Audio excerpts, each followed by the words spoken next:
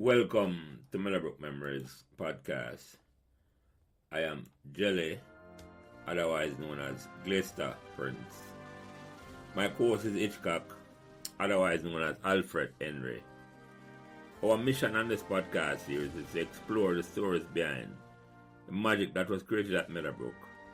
In over a span of 4 years, between 1982 and 1986, we saw the transformation of a small co-educational school with less than 1,200 students, 800 girls and 400 boys, into a successful sports and scholastic champions, winning 7 major trophies, 3 Sunlight Cup, 2 Topping Cup, 1 Walker Cup, and 1 Nutriment Shield. And to crown these achievements, Meadowbrook also produced 2 Rhodes Scholars, Cavell Creighton in 1987 and Andrea Wright in 1989, both graduates of Meadowbrook in 1983.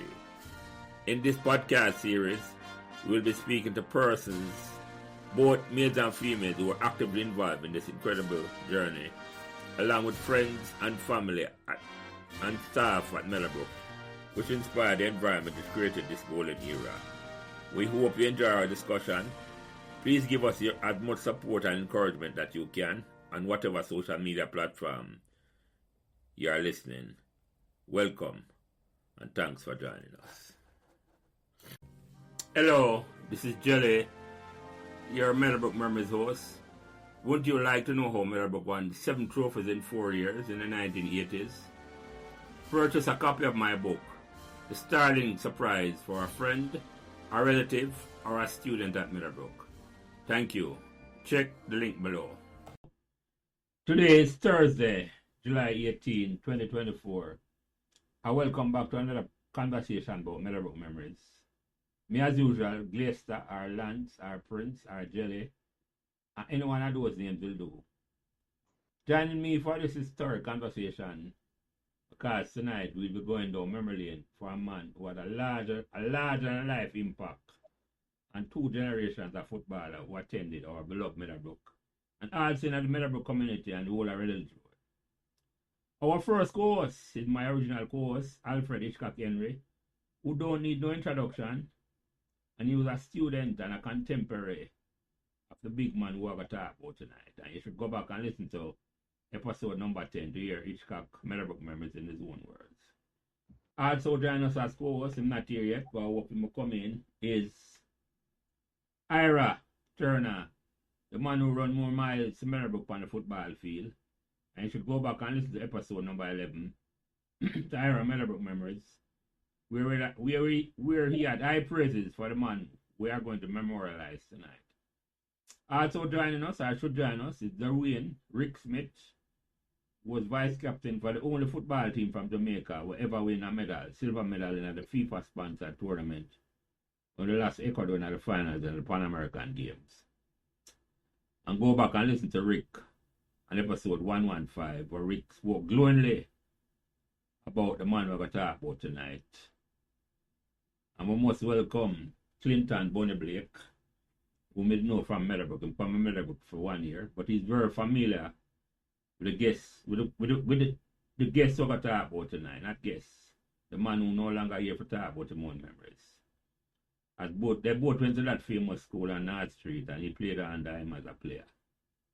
Clinton Bonnie Blake.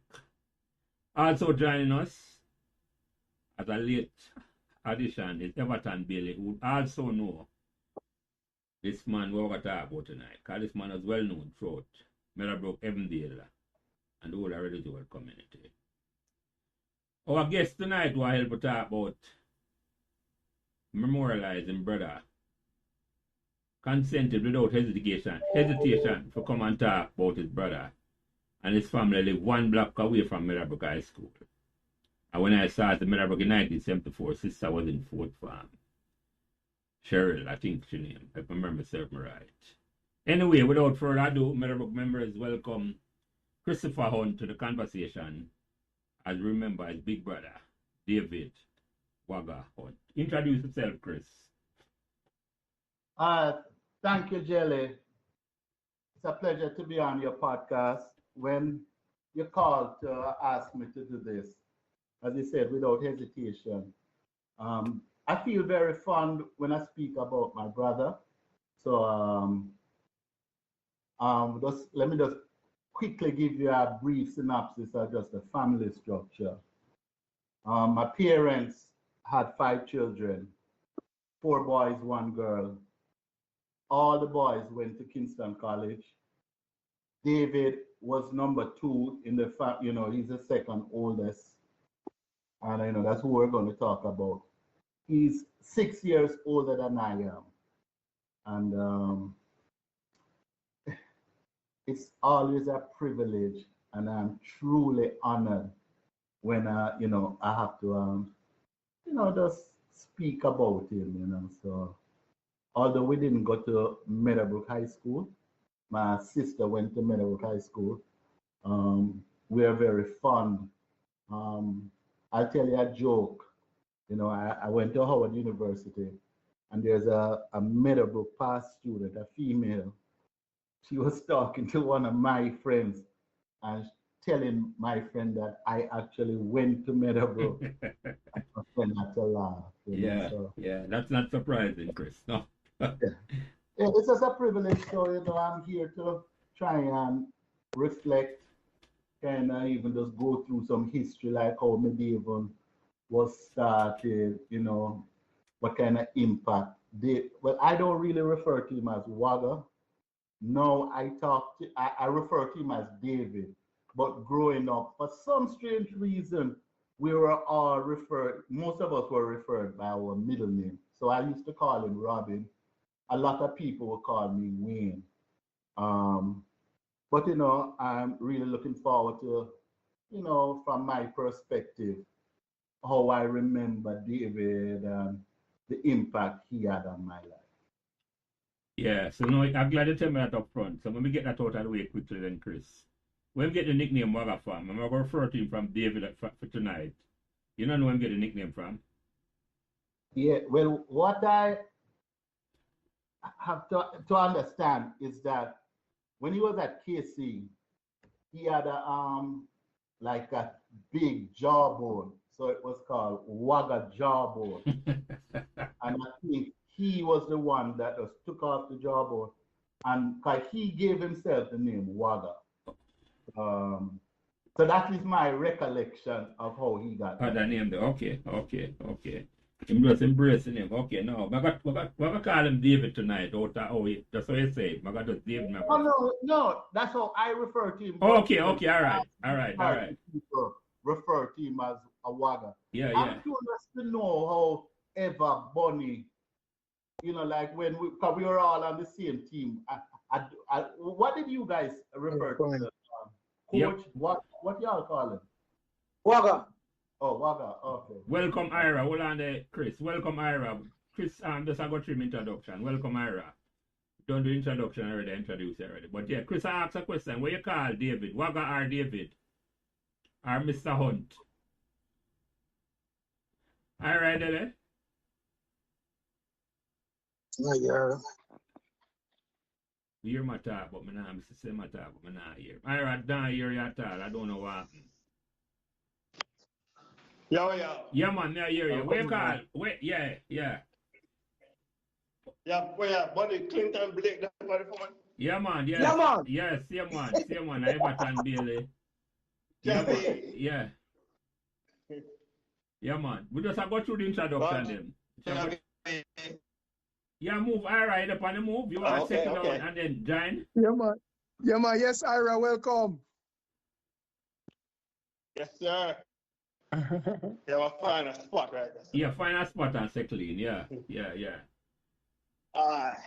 Yeah, sorry, Chris. Man. Ask the question again, Chris. Sorry.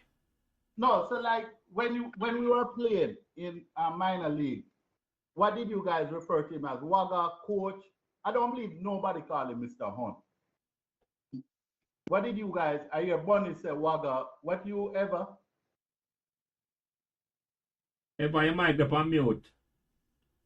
Yeah, for me it was either WAGGA or coach Hunty. Okay. What about you, Ira? Me, Mr. Hunt, me call him, man. Oh, okay, all right. I'm Freddie, what you call him? Just WAGGA, WAGGA, yeah. I just WAGGA me know him to as Chris because I didn't know him through my brother Patrick. Kind of play for the minor league team, maybe the first minor league team I made never have. When Patrick come up from Permacal and I trained the medieval team. So yeah. But know him just as WAGGA. The first team was minor league. Go on. Where's it, Freddie? The first team was minor league. The first team was President Cup. Oh, President Cup, I mean. Right, Bonnie. Yeah, we'll get to that, man. We'll get to that. Go through all of that. So, I could go through the introduction. Then. Freddie, introduce yourself, and then we'll go around the table and introduce everybody. And then Max, Christopher's question. Well, I have to say Hitchcock, because in a Meadowbrook setting, I have to say Hitchcock. So, it's very simple to introduce myself as Hitchcock, and it's right there. Yeah, man. And your relationship with WAGGA start when? My relationship with WAGGA started maybe my second year Manning Cup. Okay. The President Cup team is a train down by Medieval field. There's a train down by Bottom Field. And we usually play regular practice game with us. And he usually come over and advise the Manning Cup players and little things. And as a matter of fact, one time come like I was like an assistant coach to the Manning Cup team because I was always there. And then now when I get a little bit closer was when they formed a team in Spectrites. I don't know if any of you guys remember that team. Yeah, and I was invited to Spectrites. And that's where I think it's Freddie, I'm not sure, but Oscar invited me, and then we get more close. Then we ended up coaching together. So he asked me to come and help coach Medieval when he was away. And I coached Medieval in 1988. And from then we were very close friends until that fateful day. All right, cool. Ira, you introduce yourself back, my brother, and then make Everton and Bonnie introduce himself. Yeah. So Ira Turner, if as a commonite, a part of me, them being here. and when it comes to ball outside of common, Pembroke and part of Medieval, Juby Turner. But the Juby come out of Pembroke still. So the first time you meet WAGGA? First time we meet WAGGA in Roehampton when the minor league team start them training for the season. After the President Cup year, the second year, when between me, I think of Bonnie and Charlie, kind of get me across the gully bank and get involved in the coaching, in the training with them. Yeah. Okay, so you meet him from before you come on Meadowbrook then? Yeah, man. We meet before him come Meadowbrook. Okay. Because we play for the minor league team and also play major league. Yeah. Yeah, man. Thank you, Ira. And Bonnie. Yeah. Introduce yourself and tell me the first time you meet WAGGA. I know the two want to go KC together. I don't know if you were at KC with WAGGA. No, all right. Name Bonnie Blake. The first name I don't remember, but Bonnie Blake is a good name. Yeah. All right. I met WAGGA in 76, playing coach for a QC. Semi-final. Which you wanted. But how I really met him was after the game. Sometimes I didn't have volunteer to go home. So I just hitch a ride on to the father. And and going back and forth, I kind of get used to person and thing. And then further on, me, Auntie, Daishan, Wayne Spence, we went to Stanford to train. And we actually played that competition and played about 3 months. And then for some reason, WAGGA came in and, well, he He came here and said something to me about forming a team, and I left town for 3 days and joined the team, man. The rest is history, you know. It's an issue. I never know that part of the bunny. I know forgetting about WAGGA tonight. Yeah, thank you, bunny. Everton, introduce yourself and tell me the first time you meet WAGGA. Yes, Charlie. Everton Bailey, also known as Big Ever, to distinguish me from Little Big Ever, Lever. who attended Meadowbrook and also played minor league. And, you know, I first met WAGGA when I was attending St. Richard's along with Chris and Mikey Deitch and so on. So I knew him from I was maybe 7, 8. Because the Hunt family has always been very open and giving, you know, to including opening their homes to boys from even outside of Meadowbrook in the lower socio-economic areas, Dunmere, Red Hills Road, and all that, you know, Whitehall Avenue and so on. So that was a place where you could always go by and sit down and just talk and, you know, feel at home in a safe environment. So we used to come up and play the Meadowbrook prep schools. We being the St. Richards, we used to in soccer, and then you can tell when you're there for a long time, you know, you start calling it soccer, you know? Yeah. But you know, when the time came now, and I told the story at my mom's funeral, you know, Chris was there in Jamaica until when we passed. When time would come for us to take common entrance, you know, all of us, I lived on Red Hills Road, and, you know, my mother fully expected me to pick for Calabar or Meadowbrook, you know, but because of WAGGA and Chris and the, you know, WAGGA always telling us about KC and the great exploits of the school, and we plus, you know, we played together at St. Richard, so we wanted to stick together. So, you know, we took common entrance, and all of us took for KC and George's because we said, boy, if we don't get into KC, you know, George's is just down the road, so we stay together, you know. Anyway, so most of us, including Chris, myself, Mikey Deitch, and among others, ended up about 7 or 8 of us. Chris probably correct me if there's more. Ended up at KC. And then when I was at KC, Chris approached me to come back to play for Medhaven. That was after President's Cup in 78 when we were just going into minor leagues.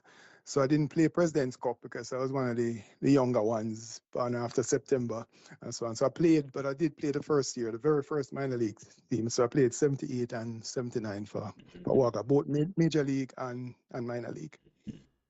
Yeah, go ahead, Eva. Finish up, sorry. Yep, and that's about it. And just to say in closing, and I get this will echo throughout the night.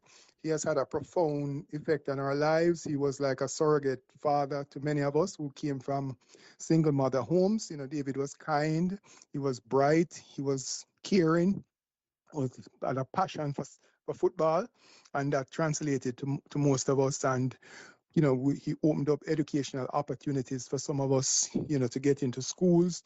And, you know, just basically always there cheering for us, mentoring us even beyond, you know, football days and so on. You know, the last time I saw him, I came back to Jamaica for a KC forum, you know, with all the chapters from around the world. And I came to represent the Florida chapter. And I was actually driving along Barbican Road and saw a soccer game. I saw the Medhaven team, you know, playing, I think this was like maybe the under 19 or the under 17. I don't remember which, but bottom line, I stopped by and I saw him and I went, he was on the bench and I went to him and said, Coach, how you doing? So I said, what are you doing here? So I came to this KC forum that's here, and him said, well, the KC man, they're going to see us, man, we'll see us all the time. Not knowing that was the last time I would have seen David alive, you know? Yeah. And I'm blessed to have seen him because I was the first I was seeing him since I'd left Jamaica back in 1988. And this was, I think, the year before he passed, you know? Okay, wow. And so on. So just a great man. Yeah. Thank you. Yeah. Come on. Yeah, so Chris, I have a question to ask you, the first question. Normally I have other people a question, but I spin it different for you tonight. Because you say you have 4 brothers and 1 sister. And your sister end up at Meadowbrook. How come none of them end up at Meadowbrook? I don't know. It's my father went to KC too.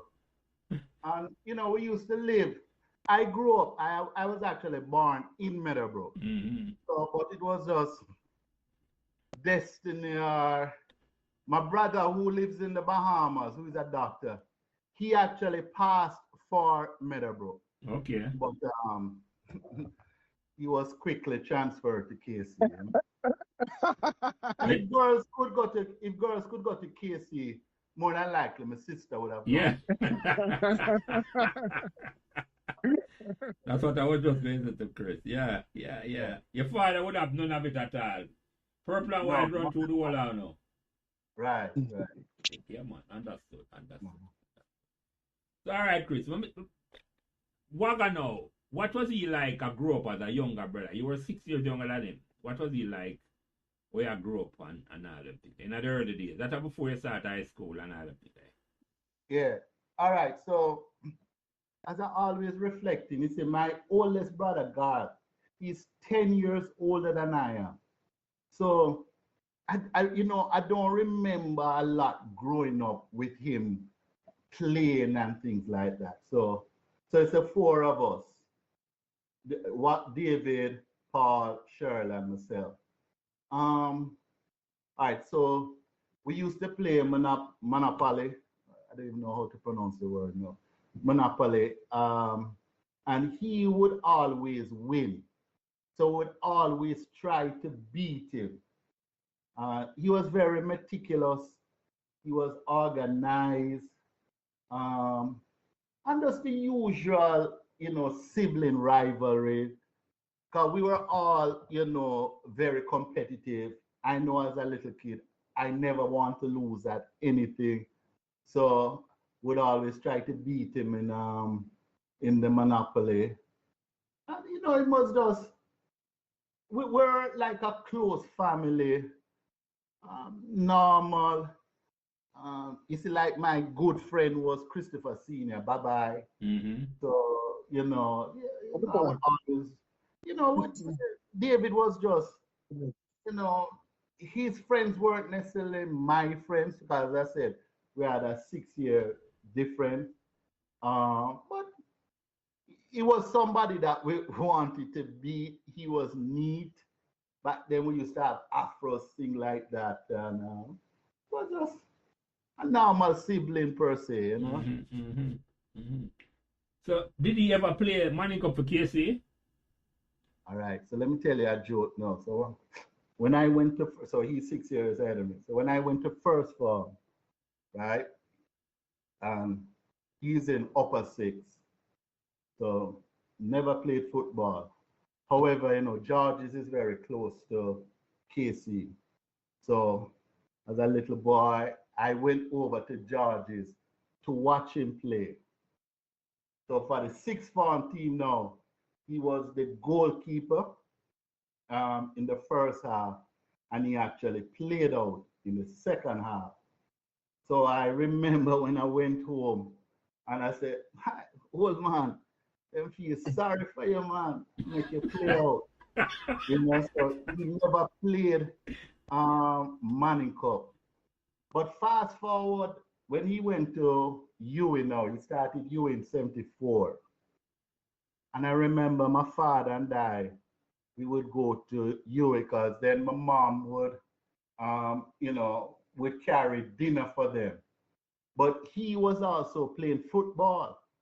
And I remember looking at my father and I'm saying, wait, but it looked like him can play.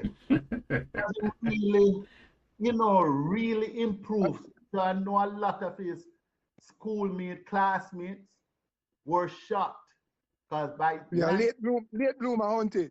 Late bloomer. Because I remember 1978 when, because I know we'll go into how the minor league and stuff, but in 1978 when we were starting major league, I remember the game was down at Bottom Field. And I think it could be Pembroke we're playing. I'm not sure who we played. Yeah, Pembroke. I was a goalkeeper. Okay, I was playing Pembroke, right? And wait, so Hitchcock is 200 score. All right. Anyway, we're playing. So this is our first major league game, and they foul one. To me, our star player was Jimmy Bello, David Bailey from Calabar, and they fouled him. and we got a penalty. And I am Bello. there on the sideline. And WAGGA David is going to take it, and people around me say, hey, when am I make WAGGA take the penalty for? Since it's my brother, you know, boy. I like a nervous and I hope this man scored this goal, you know, man. But luckily it was Hitchcock, so we were all right. Hey, what kind of disrespect that? So he scored, and you know, this is 1978. So them time, you know, I played Manning Cup, but I run on the field like a crazy to run up to him. When we reach up, him say, "You go wrong with you?" Why I get so excited for? But I was just so overjoyed that he scored, you know. So Yeah. It was a good moment for me in his football career. Yeah. I can answer that. I can answer that. Because I never. Auntie. Repeat that, Freddie. And also that time WAGGA name changed. What was it changed to? At what? Kempes. Kempes. Yes, sir. Yeah, Kempes. Yeah. Argentinian striker from 78 World Cup. Yeah. Yeah, man. An international striker that them used to travel and stuff with him, Pelicans. But I was really happy, I must tell you, when he scored, you know. Hey, Jelly. Yeah, go ahead, Ira. As a historian of the game of Meadowbrook football, we have to make some correction to Treddy's statement. So first of all, correct the record, Ira. Yeah, man, correct the record. Because him say, they might call him Chris Hunt. First of all, I Treddy him. And again, him never call WAGGA or David. Him always refer to him as Robin. Yeah, they said that earlier, Ira. Yeah, they tell you that. Yeah. Yeah. A middle name. Robin. And him always cry all the time. Say, Robin, I tell mama, I tell mama. TMI. Come on, Ira, man. Too much information. But the sibling rivalry is key, because you know, man, Treddy was the star midfielder. Yeah. But him and the coach never get along. Never get along as brother. Yeah. Wait. Bonnie, Eva, would you agree with that statement? Oh, well, I didn't hear the deal now, Auntie. What I never understand, you know, well, I agree with the star midfielder part, definitely the game changer and thing. What I never understood, and we as a team never understood, is why David never starts here. In Bonnie? Well, I realized that he couldn't last the 90 minutes or 80 minutes. Okay. And that was but you know, okay. Yeah. I want to answer the question. How was Meadowbrook youth team form? Because we was playing for Santo, and then all of a sudden we're playing for Meadowbrook. All right. So I'm going to take a line from Ira and make a little correction what you said. All right. So in 1976, right, we played Courts, right? Yeah. And then after that, we started playing for Santos. Because that's the first time I ever played for the first outside of KC. I ever played for a club team. Because my schoolmates, them always want me to come to Harbour View or going to Portmore to play. But I just never, you know, I guess I didn't really love the football that much to, you know, to travel. But we did go and play with Santos. And so my recollection is that we start coming home too late. Okay. And I said, you know, we can start our own team up in there. Right? So you put the idea to him then, Chris. I'm going to tell you the story now, so I'm correcting Bonnie a little bit. Wait, so in 77 now, my plan was to, I don't know which one first. Is either John Cena, which was Baba's brother, or Lauren Monroe. Those were the two individuals that I approached first to be the coach of the team. That are Lalis, yeah. Lalis, yes. Right? And they both said no. So David was in his final year, and he was coaching at under 19 team. So in up in Roehampton called Hallahaven, right? So he had an under 19, like Deitch and I we were playing for over 19 team called Spectrum. And so I approached him and I said, hey, like you to come and coach the team. And again, I don't know if it's like what Ira said, you know, because there is, I don't know if there's any sibling rivalry, to be honest, but when I'm trying to reflect, the 3 years he coached me, we have never yet at home talked about like who is going to start by make a bench, you know, Ira. So those things never come up. And so it's just funny how I don't know if it's Liquor Spencer ever was telling me that the 79 team, to me, that was our best team, 1979. We had a big team, 79. I agree.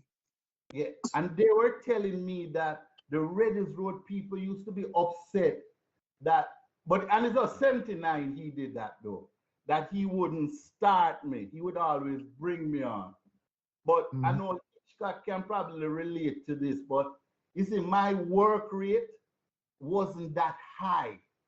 You know what I mean? Because in the midfield, we used to have Ira, Pero, Deitch. And their probably work rate was, you know, because I would probably, he would think I would be tired. So he would just bring me on at halftime. But that was never an issue amongst the team, because I know we never yet talk about it, or I don't recall anybody saying, hey, what, you know, the team was so good though, to be honest. Let me say this on to before Hitchcock come in. When we talked to Johnny Peck about 6 weeks ago, Johnny Peck said, if you would start on a team, you would win minor league. No, but I disagree with that, because it wasn't an issue with me starting or not starting. It's just, you see, with coaches, he coached me for 3 years. When I'm at KC, you see, in first farm, I captained the KC all first farm team. And I play midfield pretty much. When I play a course, midfield I play. 1977, when we started I would play President's Cup, he made me play right back. So it's right back I played the very first year. The second year, he made me play center half. But I got hurt. The first game was against Ellison Flats. And I got hurt in that game. So I didn't play that season. And the final year, which is a good team. But I kind of disagree. I don't know what Bonnie and Eva is going to say, but I think it, on the big games though, like in that final game, when we played against Vineyard Town, I started. Yeah, that game. No, but I started that game. I recall. Yeah, the big games now, it's just, Hitchcock can, and this is just me in reflection stating that it's because of my work rate. It wasn't high like an Ira, Perry. And we had good players, so it wasn't really an issue. I don't believe nobody has ever mentioned, like, it's like what Johnny Pecker said. I don't recall us saying that, but the team trainer is anybody could have started the game. That fun a team there, and anyone could have sit out, and it wouldn't make a difference. True. Or the team operate, because we were so together and fully functional that it's hard to even look and see somebody missing half of the team. Yeah, I would agree. I would agree, you know. Yeah, because I remember that year until we gave Harborview Tree Love, and Harborview I think was the defending champions. Yeah, exactly. You know, and I think so but I always wondered, Anthony, but you know, why him never started still, you know, and I heard all kind of rumors. I hear say you did have some heart problems and him never want overexert you. I don't know if you heard that rumor, Auntie. No, but that rumor going to have to come after, because we never did any back then. We never do any physical then. My first year at Howard now, when we do that physical, they send me to the hospital because I have an enlarged heart and they heard a heart murmur. So my 4 years at playing at Howard, they had to hook me up to check out my heart you know. So I believe people are saying that after the fact, because okay, got you in hindsight. Got you. Any physical prior to that. So got you. Fake news, as them call it, don't they? Fake. Right. You know yeah, I mean? but at the same time, you know, Jerry, we have to be looking at it in the context. I remember, so we were 16 and 17-year-olds at the time. WAGGA was, you know, 23 years old and much more knowledgeable about soccer and soccer strategy than we were. Yeah. So, you know, the second guessing that we would be doing in hindsight or at the time, you have to really look at it from the lens of a 16 or 17-year-old, you know? No, definitely. Not as mature and knowledgeable as he is, you know? So I think we should defer to his judgment on that. No, definitely. And what was amazing to me is that it wasn't much older than one, you know. That man... I never realized that. Yeah. It wasn't much older than we at all. It's like, if I just said 6 years older than I am, Chris. So it's like, yes, sir, most of the time, we have a KC, the coach, we have a big man for we. Cara Meadowbrook, a big older man than we. You see me, I said to you? For your brother, like Devon Jeffrey. Devon Jeffrey, right. Or even George Thompson at KC and our coach. Right. Yeah. A bigger man than for we. So, when we get the skill from Chris to start the coaching, or when we learn that skill from him, teach himself, or? I'm going to say, like, when he went to Taylor Hall, and there's somebody called David Bugger-Horton, who was very aligned with Winston Chungfar. So I believe those, apart from being intellectually as with the reading and stuff, I think those two individuals had a profound impact on his initial coaching. Then after the 3 years, you know, because I always tease him, I say, I'm going to put you on the map and make you be a big coach, you know. and we had the 79 team. I just honestly thought we were going to win that year, you know. Auntie, I'm going to tell you one thing that defeat us back to back here. Intimidation. Yeah, we're like an uptown team, you know. Yeah, when we went down to DNG to play the Oregon, the president. We never strong, we never brave enough. You understand me? So I think that defeat us more. And them games that play closer to our home, the performance much better. Right. That I agree with Bonnie. That's something Meadowbrook suffer from for years. Yeah. And the school me talk about, not the community. We don't play Money Cup until we beat KC in a 77. Now, Auntie was a part of that team. I asked my opinion about that. 78. That famous victory there. Meadowbrook was like, have the same timidness there, Bonnie. But them feel so they can't beat a big school. So you say, you have to go through it and know so you can do it, you know. But Jelly, you see, one thing, we have up to today, we have 3 players on that squad, that 3-year squad, what my always believe in, you know. Even if a 4 look down, you know, believe in them. Ira Turner, Johnny Baker, and Christian, because I play with this man, coach, and this man have some shot from 5 yards, 35 yards. You understand me? Yeah. And we have Johnny Baker, Why With I little, don't think with little, he Bunny, get with it little right. or no, with little or no backlift, Bunny. Yes. And then Ira Turner, this man coming like I think that energized. And this man come like him, he move off of anything. The roots, man. And the roots, buddy. And the roots and the old man, man. But I'm not, you know. One of my worst day ever is to live on the opposite side of you. And you know that to from good. You know that. I'm my worst day that. Come here, go and go. We are playing against Ira, yeah. But I think if them quarterfinal game was playing home and away, we'd have stand a better chance at home. I true that. Yeah, man. Chris described it well. It's like, Meadowbrook was an uptown team. I'm going to use swap play. Yeah. But even though a lot of inner city youth was on the team, you know, them still class as that, you know. True, man. Because we come from Capman, you have some man from Park Lane, you have man from 100. That's why they put them still class as uptown. No, Another thing, you know, Kelly, yeah, go ahead, Freddie. what I learned from WAGGA with based on that was in the color. When Medellin started out, they were green and white. Oh. For 2 reasons, he changed the color to the Argentina color because he loved Argentina. And the team was being stigmatized as a labor right team. Okay, that would have been a they problem. changed the color from, that's what he told me in 1988. You tell you that, no? Yes. Hey, Treddy and Bunny, you remember when we got on Donny Park one game?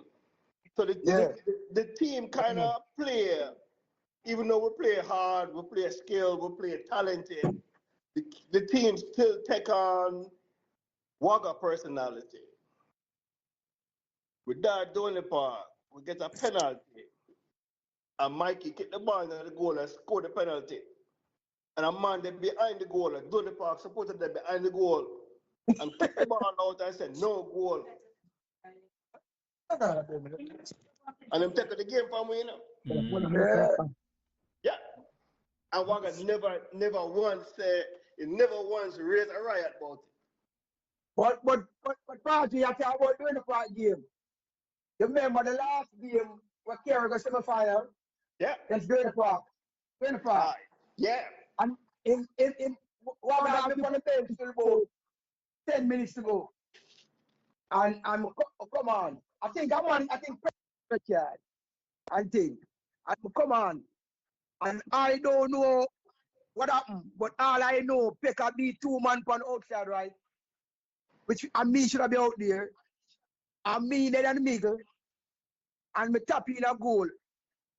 And then 2 minutes after the game done, a virgin named Boo give me $300, which was the most money I ever get in my life. You know, $300. I never shared it. You never shared it.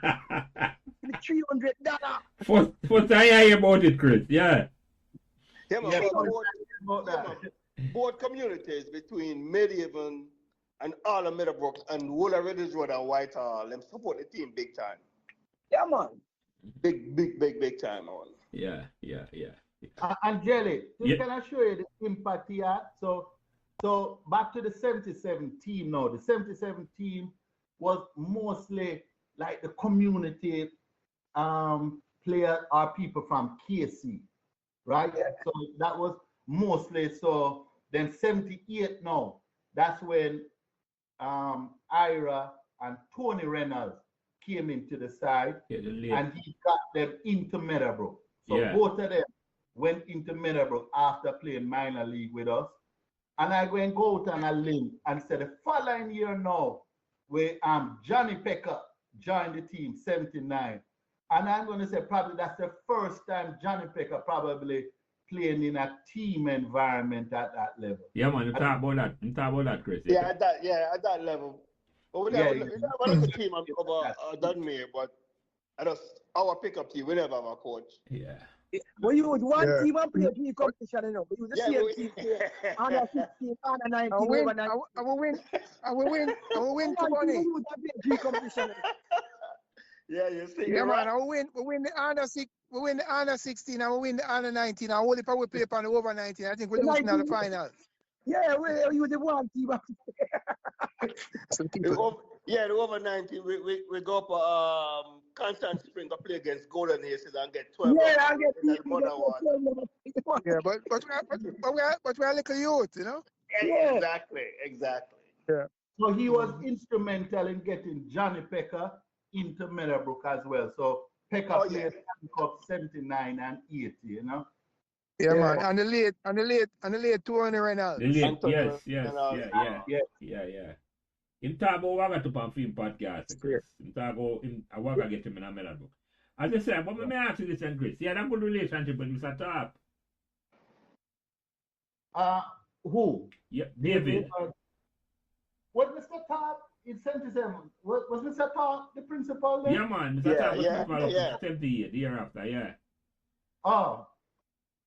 Yeah, I guess so. But it's more, it's Mr. C all the way down at bottom field we would go. But you'd have sometime we would train up by the top on the school. So it's like Mr. Senior, if you go down bottom field is red. You have to, get permission to use the field and so. I'm not familiar with what kind of relationship he had with Mr. Thorpe. Well, Treddy, him and Thorpe, they're tight. Okay. Because when him send me and Tony Reynolds the top, they sat them on in before school start the next week. Yeah. And when me go meet him, said top one for two is 7 o'clock in the morning. I said 7 o'clock, but I sat them on and coach him said yes. I would all right. I said, all right, we're gonna show up. And then said, make sure you're there at 6:30. Them give us a time to meet him. And when we go in there and meet Top said to we said, we look on the report card, on the can do the work. The only thing I ask him is don't let my friend down. My friend gave me his words and you guys do not let him down. Okay, so this is news to me. I didn't know that he had such a close relationship. And the meeting lasts about 20 minutes. Him just said, here, soon up on the letter, go get a verse on the letter Monday morning, pick up the books and go to class. That was it. He said, don't let my friend down. And you guys did not, so that's good. Yeah. No, that was true. That's true, Chris. I did not. True, man. We still remember that. We still remember the day we meet. Yeah, man. So, them have some. They did have some relation. Yeah, no, it was. Yeah, because even to get, when he got Pekka in the following year. Yeah. I was, that I know that kind of helped mold Pekka to be the person he is today. Definitely. Without a doubt. And I'm sorry women then come in because I'm gonna talk about the later years. Jawin. Oh, Madcap? Well, no Madcap. The youth may I tell you, Rick. Oh, okay. He played Manning Cup for Meadowbrook and Calabar in 2006 and 2007. Oh, okay. And come in later on. Yeah, man, right. A different generation than we. So yeah. I asked him for coming and look like him forget, but yeah. So after 78 now, Chris, 79, I think that was the best team you play with on time. Yes. But he only coached me for 3 years. And right after that team, he went to India. Yep. To do his masters. Yeah, that time I were at him to tell me that come here and the buck up in 1982 we got Special Olympics. They say never aware of that. He was a member of the contingent then, and me and him did that come to know him from before, and they tell me same day in India, but we masters. So yeah. So when Teddy. Yeah. Now you got the lowdown on why I was the coach of Meadowbrook in 1988. No, you don't reach 88 yet. It's 82 in just said. 82 when else further. When I reach 88 then. You don't reach 88 yet. Well, I want to tell me now what happened when he come back from India. Yeah, because I don't know where it was that in 88. All right, so it was a 2-year program in India. So I started Howard 81. So he stopped in America. And I think this was the first time I had three of my brothers at a game to actually see me play. So we're all in Maryland, and so they came and watched me play at Howard. Mm-hmm. Came back in probably, I'm going to say probably either late September, October, to Jamaica. I think we won Manning Cup that year. I think my understanding, I think he kind of helped out with the 81 team that won. Because I think he coached KC 83. But I think he helped out with the team that won in 81. So he came very close now to George T. Mm-hmm. So I know George T had some impact as well on his coaching and his demeanor. Because some of the coaches today, I see they are very expressive and, they yell, they shout a lot. David was not like that. I don't recall him yelling on the sideline or gesticulating. And it's the same thing with George. No, that wasn't his style. Yeah, that you know what I mean. And I don't know if Hitchcock, I don't know what kind of style Hitchcock is, but I don't recall David being animated and barking at us on the field or things like that. Yeah. Not even off the field. Right. Yeah, off time. It's just general speaking. Right. So But you have to remember that every coach is different, Yep. We play under spanner hunting. And nobody animated like it. Right. Yes. That is so true. Yeah. And we play under Mr. Plummer. And Mr. Plummer helped us take control. Like you, Muslim and Wayne Spence. Right. You understand it? Right. So we are a different coach. So Yeah. But I Wagga remember. was more like a silent God. Yeah, exactly, Bonnie. What I remember playing for him is I really wanted to win, but not just for the team, but I wanted to win for him. I felt that if we win, it would give him satisfaction. Yeah. I wanted to be the best player I could be and give as much as I can for him. It was that kind of coach. You know what I mean? Without the yelling and the screaming. Yeah, well, about silent time. Yeah.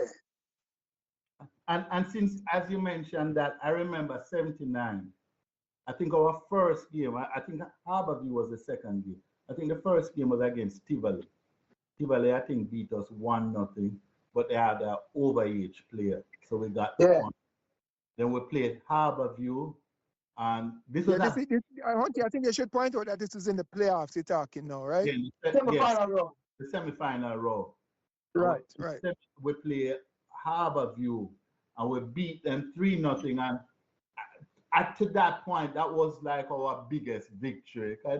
Harborview is a well-established community and so. Then the final game now against Vineyard Town.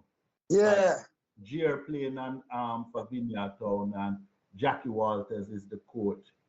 All we had to do was to draw that match, and we have gone through to the finals. The score is 0-0 at halftime. And I remember in the second half, kind of like what Eva said, we lost 3-0. And I just remember looking on the sideline, and I think he was standing either on a bench or a chair, and his arm was just folded. And remember, I am out there, and I was so sad, not necessarily for myself, although I was sorry that we are losing. But to just when I looked across and I saw how disappointed he was, it kind of hurt me a little bit, because as Eva said, we wanted to do it not just for ourselves, but we wanted to do it for him as well. Mm-hmm. Mm-hmm. Mm-hmm. So let me ask you something, Chris. Were you surprised at the speed I want to develop a team that could have almost compete for the biggest corporate era championship in 3 years? No, because you see in 77, because the way it goes, you have to first you win your zone to actually go to minor league. Mm-hmm. So we won our zone and went to the semifinals, and we played Arnett Gardens. And before the game, there was some kind of eruption. I remember some fight and as Intimidation. that kind of that probably intimidated us. So Yeah. within ourselves, we think we are good players. So it's just that we didn't have a team per se. But I was not surprised with our development. Mm-hmm. Mm-hmm. And start getting like Ira, Johnny Pecker, Tony Reynolds, Perry. We started getting good players, you know what I mean, that augment what we had started from.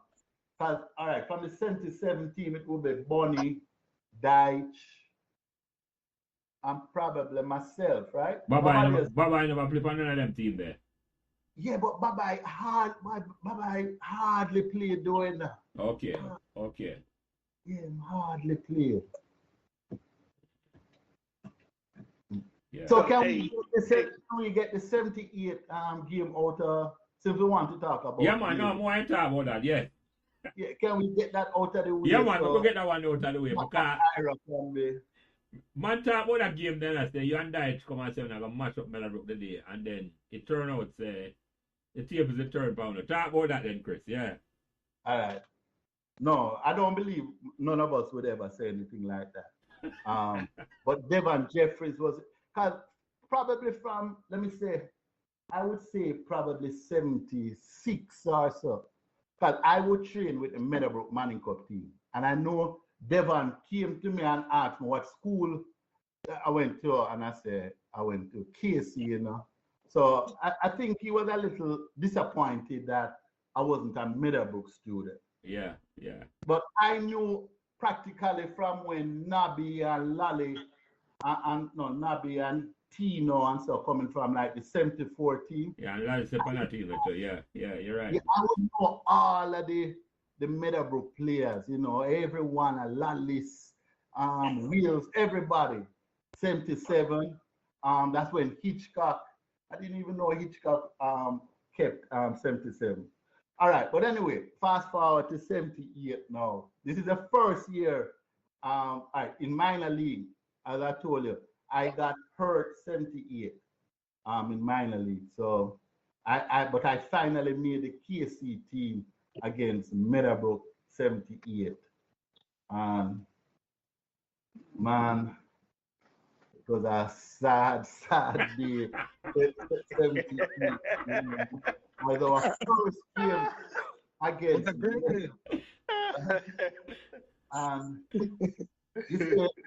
when Tete, because it was a penalty, because Meadowbrook got in the second half. Yeah. Yep.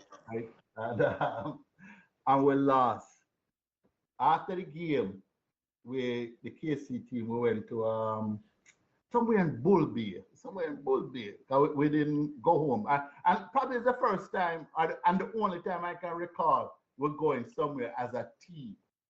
All right? So I reach home late now, because remember then I got Bull Bay. When I reach home, there's about 10 people on my veranda. I was, it was a deflating, traumatic experience. Very traumatic, you know what I mean? Very traumatic. But, The joyous occasion. because I know practically everybody on that team, So it's just, it was a sad moment, but, I guess it was good for Meadowbrook. Yes, it was. It was. Yeah, it was very good. It changed, in a sense, it changed the trajectory of the school in terms of how they believe about themselves. It was on tape. Oh, yeah. I didn't play, all right. That is the first, and only game in my football career that I have never played in a game. That I didn't play at all in that game. The next game now, we're going to play Charlie Smith. George T changed out the entire midfield. And it was Daddy Grant, myself, and Gervon. So then after that, we didn't lose any other game. We drew to Camperdown, we eventually won. And our last game, that I remember, David was at that match. And we had to beat Calabar to actually advance to the Walker Cup. But we drew 1-1. And I remember when I was going into the tunnel, he was coming, I was beckoning, asking me, we're going through. And I had to shake my head and say, no, we didn't qualify. Mm-hmm. So it was a traumatic. 78 was really traumatic. So you never start when you game the hunting, you never start? I never play at all. You never play? Okay. And Mikey did play? Mikey should play another game there? No, Mikey never yet play Manning Cup, Oh, Mikey never played? Okay. Never played. 79, he was on the squad in one game. But then he turned back in his gear. Okay. So he didn't really play Manning Cup for KC. So never play Manning Cup at all. Okay, I got you. So we got the 78 out of the man. But we're not, before we go, let's go to 79 now. Yeah. When Mr. Blake is also playing for Meadowbrook. Yeah. And he's back in the goal. So there's another Hunt who scored again. Because 79, my brother was benching me. Made me come on. I wouldn't say bench, bench me when I came on in the second half. For some reason, George T started doing that too. So it looked like my brother had some influence on George T as well. So he would bring me on at halftime. And just as soon as I come on in the Meadowbrook game, we got a penalty. And it's against my good friend Hitchcock again, So I'm the second Hunt to go and score a penalty against Hitchcock, Very unfortunate. So you take revenge that year then? Yes. Yeah. And I won't go to the following year when Meadowbrook beat us again. Yeah. And all of the Meadowbrook money because I play because one time the girl never have. I said, why the girl I said, boy, I go Meadowbrook. Or things say go Meadowbrook. I always over the school. Always. If I'm not at training, I'm going to be over by the school. Yeah. Because I learn a lot. You see, I learn a lot over by Meadowbrook. You know what I mean? Yeah. So when we're going to go away and go to India now, go to Masters, the football program when they started, who take over the program? Or they just but he was just the coach for the minor league team. Yeah. He was 79, somebody named Arthur Clark was the coach for the major league. So he was just coaching the minor league team. When he left now, I think it's like Daicha, Marva, Kipichin. I don't know who took over the minor league team because I also left.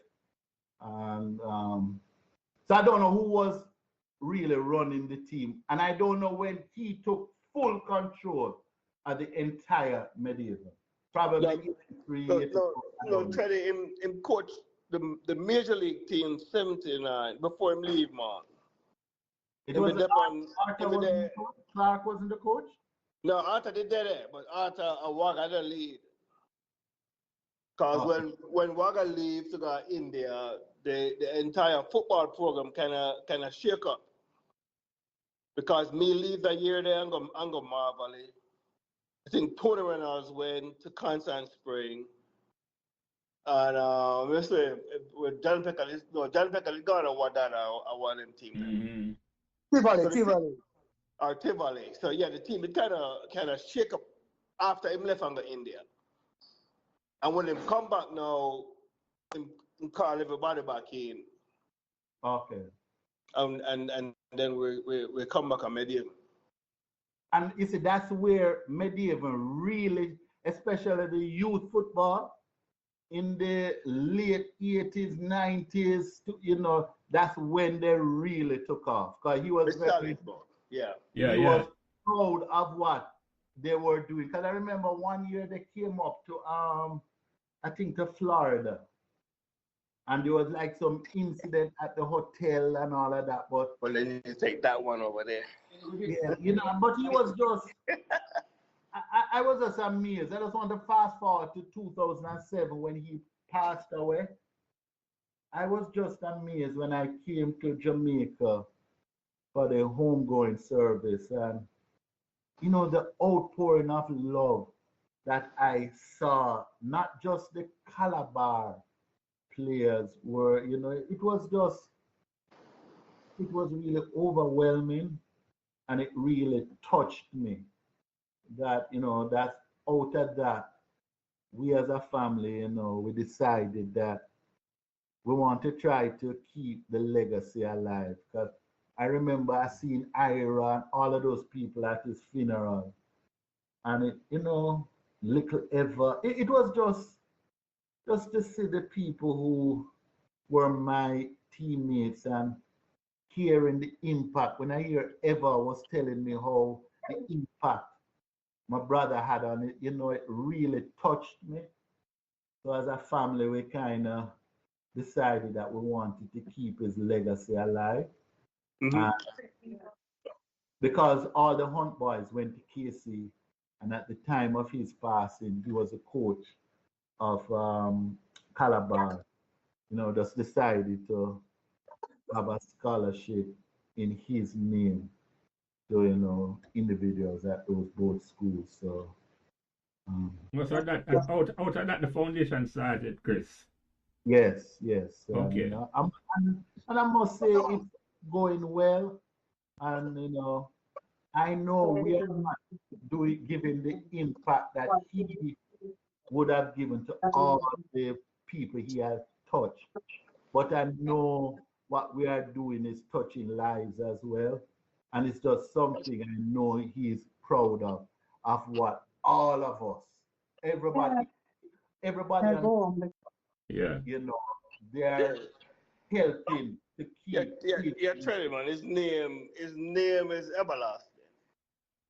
Be at Georgia, and always some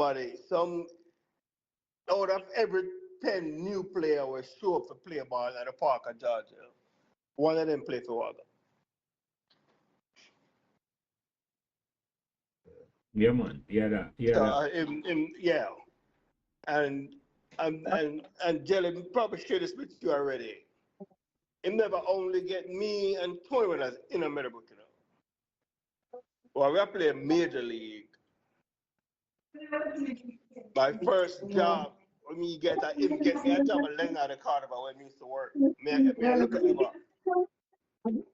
That I ever Barnett. Eva Barnett, yeah. Tori I worked down there within the accounting department. Yeah. And after Leonard Carnival, I have a big strike. And I'm sorry, we're not gonna worry about that because them have to work out them details. Him carry me up a UA and get me a job in the bookstore up there with an old lady that work up there. And we got there and work with her. And at first, she was kind of a pushback on the whole situation. I'm going to the bookstore and analyze it, assess the situation, straighten out the books, then put them in the alphabetical order, and set them up a certain way. And we said, all right, and I'll come back next week, And she said, okay. And then him called me and he said, hey, why you not at work? The lady's looking for you. I said, no, she's not. I told her I wasn't coming back. He said she needs you up there because every single customer come in, they're asking for you. So you need to go to work. So my first 2 jobs out of high school, he's the one who set him up. Yeah. And he was a true believer in individuals. He was a true believer in people. And I think he just give everybody an open book and a chance and said, hey, here you go. Mm-hmm. You know, so he was a real deal, man.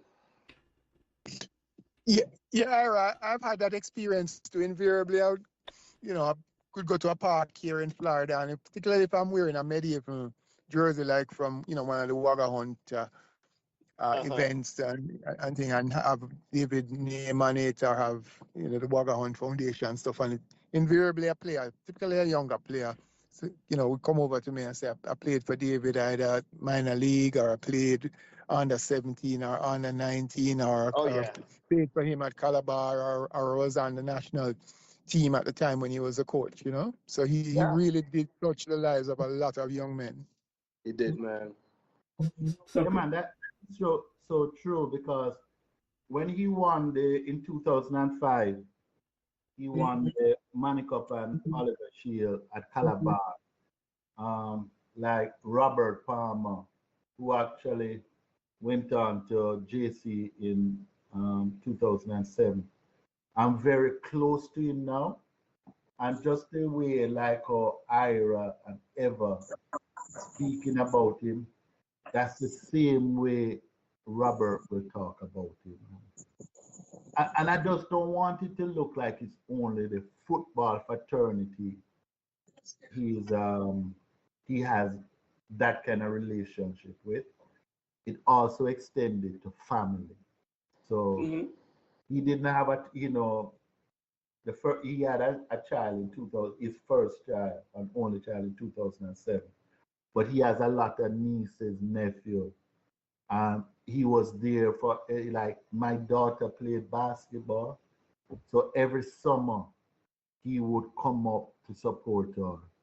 He would be at all of our children, graduation, if it's in the Bahamas, the States. So he would attend practically a lot of the family functions as well. So it's not just the footballers that he would extend his kindness, his warmth, impart his knowledge, his wisdom. Because, he was very spiritual, especially when he came back from India, because he did a lot of yoga, he would chant now and then. But as a kid, so, you're little and early 20s, and you say, oh, you're crazy, man. You do all of them things. you know what I mean? But he was very spiritual, family oriented, and on a side note, you see his daughter, 'cause she was 8 months when he passed away. She just graduated from Immaculate.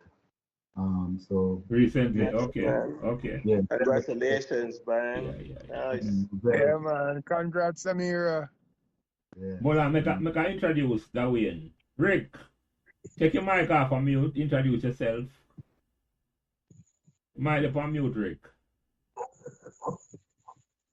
Yeah, good night, gentlemen. Good night, gentlemen. That one Smith here, aka Rick. Night. Yeah, man. I me not talk about Chris. He played on a WAGGA 2006, 2007. So him can give you a different generation perspective. But just I go around the table and attack WAGGA influence on you, Rick. How you first met WAGGA and what type of relationship you had with him?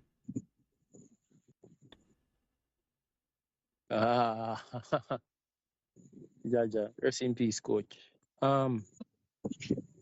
What kind of influence? Well, what got first? What can I say? It's immense. It's immense. I'm lost for words, not because I can't find the words, but because it's a emotional topic for me. I come from David. David are the first person who introduced me to organized football. And what And year thing, was this, you know what I Rick? mean? For context, what year was this? I met Waga 99 actually. 99, okay. My last year of my last year of primary school, yeah. Okay, so about 10, 11, 12. 10. Yeah, I okay, was yeah. 10 going on 11. Yeah, and then I played under 12 that first year, and then the following year, yeah, started Meadowbrook. Yeah. So which one meet you? That you say meet you before you start Meadowbrook or after Meadowbrook? Yeah, yeah. Just he met me the summer before I went into Meadowbrook. Paul Maxwell, who was his agent at the time, easily one of Jamaica's most talented scouts. The name might not be renowned in a lot of households, but he has been quite visionary and pioneering in a lot of youngsters recruitment. Myself, Kemar Daly, Chevan Messi Marsh, quite a few. Paul Maxwell. It, no, the brother that is online here, I'm not familiar with, but yeah. So he would have brought me there to Michigan Avenue, bottom field, one Saturday morning and introduced me to coach. Them time them a build up the apartments. Them just a plan for put the apartments behind Michigan Avenue right there. Cross the gully, yeah. Yeah, from them time. You know, and as usual, him sit down under the plum tree. Ball of head talks, theme, theme, theme style. He was very much quite affectionate. Definitely smart. Well beyond his years. You know what I mean? And for me, long and short of it, he would have taught me a lot in terms of how to think. To think not just as an athlete, but more so to think like a citizen. You know what I mean? So he would have contributed to my molding into being an independent thinker, to be a critical thinker, and above all else, how to treat people. You know what I mean? Because he's a garrison youth. Naturally, this man yeah, would have done his time and everything. So he was a shrewd businessman, very much affectionate family man, because his wife, we would have had a lot of run-ins with his wife, who would have dealt with us like her own kids before she even had Amira. You see where I come from? We usually dime yard for the most part, because we live close by him. When he was at Flemington, and we usually raid in Plumtree. One of his brother was there at the time. You know what I mean? So the man is just all around for me, just great. You know what I mean? His footprint on me would have led me to save me, long and short, save me. But most of the friends of me grew up with and think, Uno dead that jail and all of them things. And the man I know straight say, if I were to work as hard as I possibly could and dedicate my time meaningfully from the age of 13 to 20, I will never suffer a day in my life. And him never tell a lie. So I'll stop there for now. No, but I have a question Yeah. for you though. You say something there, you say him have him scout. I never know say I saw WAGGA have him scout. You know say him get big Chris that him have him scout players like big time international coach. No, I didn't know that at all. But what his name? Dwayne? Dwayne, and Rick. Yeah, man. What he's saying is things like this I've heard that it's very touching, and sometimes it brings tears to my eyes just to see the positive impact he had on a lot of people. Yeah. That's what he said. And he mentioned Dada, just talk to these people, them just want me to see the impact he had, Yeah, so Freddie. Yeah, man. Come in, your time come in, I know. When you start, Bunny, take your mic off and mute, yeah? If you want to talk, yeah, well, I'm gonna say, if I mean it to do it, yeah. Yeah, you have to do it, Bunny, yeah. I don't know what that's. Yeah, Freddie, so when WAGGA come back from India now, at what time you start coach with WAGGA and coordinate with WAGGA, a coach medieval team? What happened is I had my unit juvenile program for a couple of years before I actually start coach with WAGGA. But WAGGA always watch me coach as a boy, yeah, this was not a good coach. Because he knew me from 77. Yeah. But he see me coaching, so he was saying, boy, Freddie, you learn this thing fast, man, and he started watching my kids them from here and then. Because we didn't play in any competition. It just my nephews and the community people may coach football at Calabar. Yeah. When you used to watch and see players from my unit that he would like to join Medheaven. So my nephew, Mikey, Ligo, I think Emil too, I'm not quite sure. But we used to have a team now. It was a league. There was a league in Medheaven. I can't remember what name, but Mr. Ventura used to organize that thing with a team in Dairy Castle. I don't remember that league. And we played in the league. And they were taking a team to the Miami Classic. So they took like a half of my players and a half of Medheaven players. And they went to the Miami Classic. When Wagga came back, one of my players ran off. Didn't come back. In total, there was 3 players who didn't come back. So when he came back, he said to me, "Well, you know that so-and-so didn't come back?" So I said, "No, why?" So we sat down at night and we talked about for 3 hours.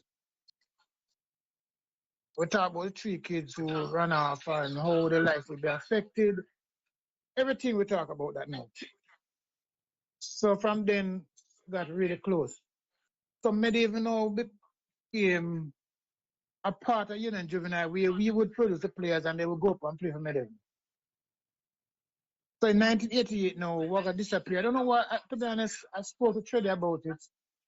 And Treddy haven't said anything to me about what happened, but he wasn't around in 1988. So he came to me and asked me before he left that if I would coach a team for him. Then after thinking about it, I agreed. So he gave me the key to the house. I think his father was there, and a man by the name of Samson, who was the manager of the team. And I coached the team until the semi-final when Wagga came back. When he came back, I said, "Well, Wagga, you're here now, so I'm going to step away." I said, "No, Fred, you're mad, man. You can't go. You can't leave the man them and you don't feel look away and we talk to you and sell your son a sea and all that things." So I bought into what he told me, and I coached the team through to the final. We won minor league, knockout, and league itself. Then it was time for me to migrate in '89.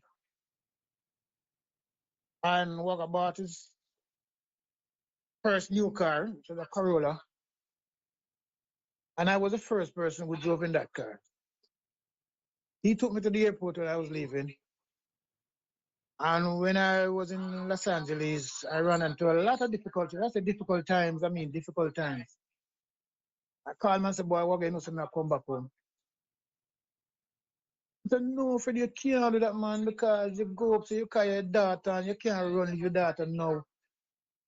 And, and him talk me through the whole night, and he said, "Before you come home, let me call my brother in DC." And I talk to him, and if anything, you go down to DC, don't come back home. And I stayed and we communicate all along. And the first time I was going back to Jamaica, it was during Christmas 1991, I think.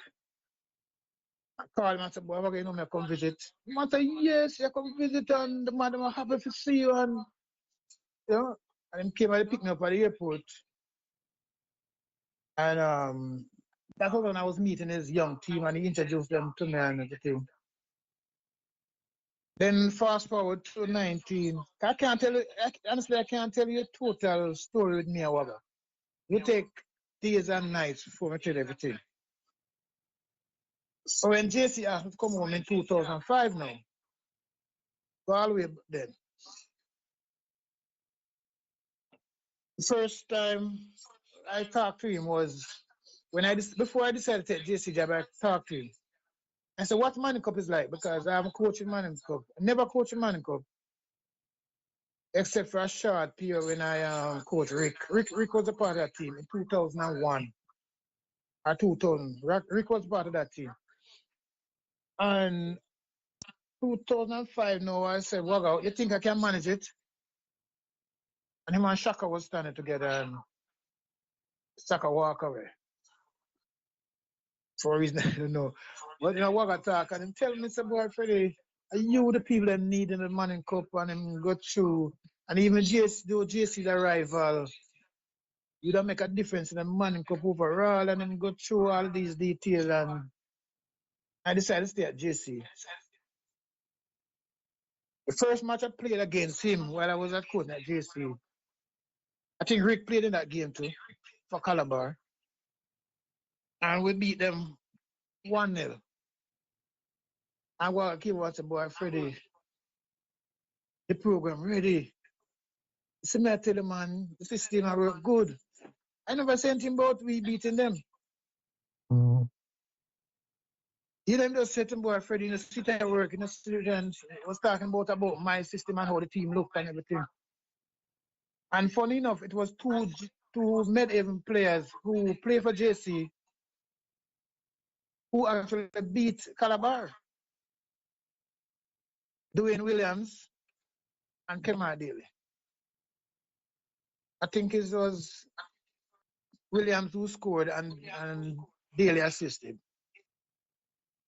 The next game against Calabar, Issa moved the game to the stadium because JC couldn't hold the crowd that came out to that Calabar JC game. So they brought it to stadium because we had the two best teams in Manning Cup that year. We were playing some football where it was out of this world and come to Manning Cup. For me against Wagga was something alone special. Because I would say Wagga was a mentor to me. But I learned so much from him by just sitting and talk with him and we share ideas. So I was using some of his philosophy in my coaching. And I assume he was using some of mine. So we have that bond, you know. So it was him knowing me, me knowing him. So that battle. Rick, maybe Rick could tell you what he said before his pre-game and all of that, but I told my players that if it's one game we are going to win, it's this game. So I can give you time off from schoolwork and everything. The boy, them got them high and look at me and say, Coach, are you say that? Yes, sir, yes. It's a special day. It's me against Wagga. And we won the game. He returned the favor when we played at the stadium. They beat us 1-0. So it was enough. And to even go further on now to 07, Wagga lost some of the kids to, I think the teacher didn't want to take them back in the fifth form. And he was really, mentally he was destroyed. Because he has guided these kids from I don't know when. And for them to leave just like that, and he was leave with maybe a raggedy team. He didn't have a team. Basically, because all the kids they didn't take back Palmer, the two Palmers, Grant and Bennett. All four came to JC. And in I believe Wagga sent them to me. But he didn't tell me that he wanted them to come to me. But he told me that they tried to go to George's. But I believe he was more thinking about the kids more than anything else. And true, I know him that well. I thought he wanted them to come to me so they could continue their career along the line of which he had brought them. So I said to myself, as a matter of fact, I refer to them to Tredy as Wagga sons that I adopted. Because after he passed, I said, boy, I can take care of his children. Rick was also one of them, and Rick can tell the bond between me and him after Wagga passed. Because even to tell you, Rick did some things to me, which I know is that kind of development that he got from WAGGA, why he did it. I can give you an example. I was in New York and Rick came up, and we were staying at the same place. But Rick could get up sometime and go training in Philadelphia. And I couldn't sleep until we come back home. So one night we came about 2 o'clock in the morning. And I was sleeping on the couch because waiting for him to come to the door. And I just feel somebody cover me with a blanket. And Rick go to his bed and sleep. That's the kind of thing that, and all of that came from what Rick learned by being around WAGGA and thing, because I saw it in the farmers when they came to me. So I just try to continue that kind of development with all his kids that came to me, especially those 5 that I mentioned. You know, because even when Rick went to Calabar, Rick had a problem, and I never said to him. But the problem was to choose between me and WAGGA. Should he play for Calabar or JC? So one morning now, Rick said I should pick him up on my way to training. And then Dada called me and said the same thing. Coach, you can pick me up when I go train. Some of them 2 boys up to. So I picked up Dada first. I drove up to Cassava Peace and pick up Rick. Both of them came to training, JC training. Rick eat with us, Rick pick up ball with us, he didn't train. Dada train. But no, Rick wanted to say something to me. So on our way home, I opened it and I said, Rick, what's up? And still can't talk. So I said, yeah, what you do? I don't want you to choose between me and WAGGA. WAGGA is the one who brought you wherever, blah, blah, blah. And I won't feel bad if you choose WAGGA. So go and play for Calabar. That against stay at JC. And the relationship that I have with all our kids is just if they were mine. And it's good that Rick is on the program because he can attest to all of this. You know, and some of what near WAGGA share I can't even share with you guys because some of it he told me in private. And I will keep it until, you know, but I say I learn a lot from him in terms of football. But I would prefer to talk about the other side of WAGGA, the humanitarian side. I can remember getting Meadowbrook player scholarship, but the boy couldn't find the application fee, couldn't find, and I called WAGGA and said, boy, no WAGGA get such person a scholarship, but him can't do that. And it was, yeah, no man, me take care of that fee for the man. And the Meadowbrook kid came up and he went to Mercy College and then transferred to New Jersey here to Field Dickinson, and he's doing very well now. So there's so much of those stories I could tell you. It would take day and night for the whole year. So all I can say that WAGGA, to me, was more a humanitarian than even a coach. But he learned football, he read about the game, he studied the game. He wasn't satisfied at no time at all. He always wanted to be a better coach. He wanted his players to be better players. But the humanitarian side never left. He didn't sacrifice that for nothing else. You know, and that's what made me so proud of him and the privilege that I have in knowing and working with him. You know? Yeah. When I win the minor league one year, the year we win the minor league, he said to me, Freddie, which one of the trophy them you want? The manager chose the coaching trophy. And I ended up getting the trophy for the coach, and he took the manager trophy. And he was the manager too. But he just want to know that I feel satisfied that he appreciate what I did for Meadowbrook and the boys. So, on that note, I'll just leave because I don't want to take the whole night. Yeah, man. So that's WAGGA for me, Yeah. humanitarian. Yeah, in believing in the total development of the human being. It's not just a listening, it's not just football alone. You hear Ira talk or Eva talk or Rick talk or just it's not just a coach. It was more than just a coach. More than just a coach. But may I ask you a question, Chris? It sounded like you were away most of the time when them development there take place. Because when you left for go Howard, you never come back at all. No, didn't come back at all, So were you aware of all them development that? Did you follow him coaching career then?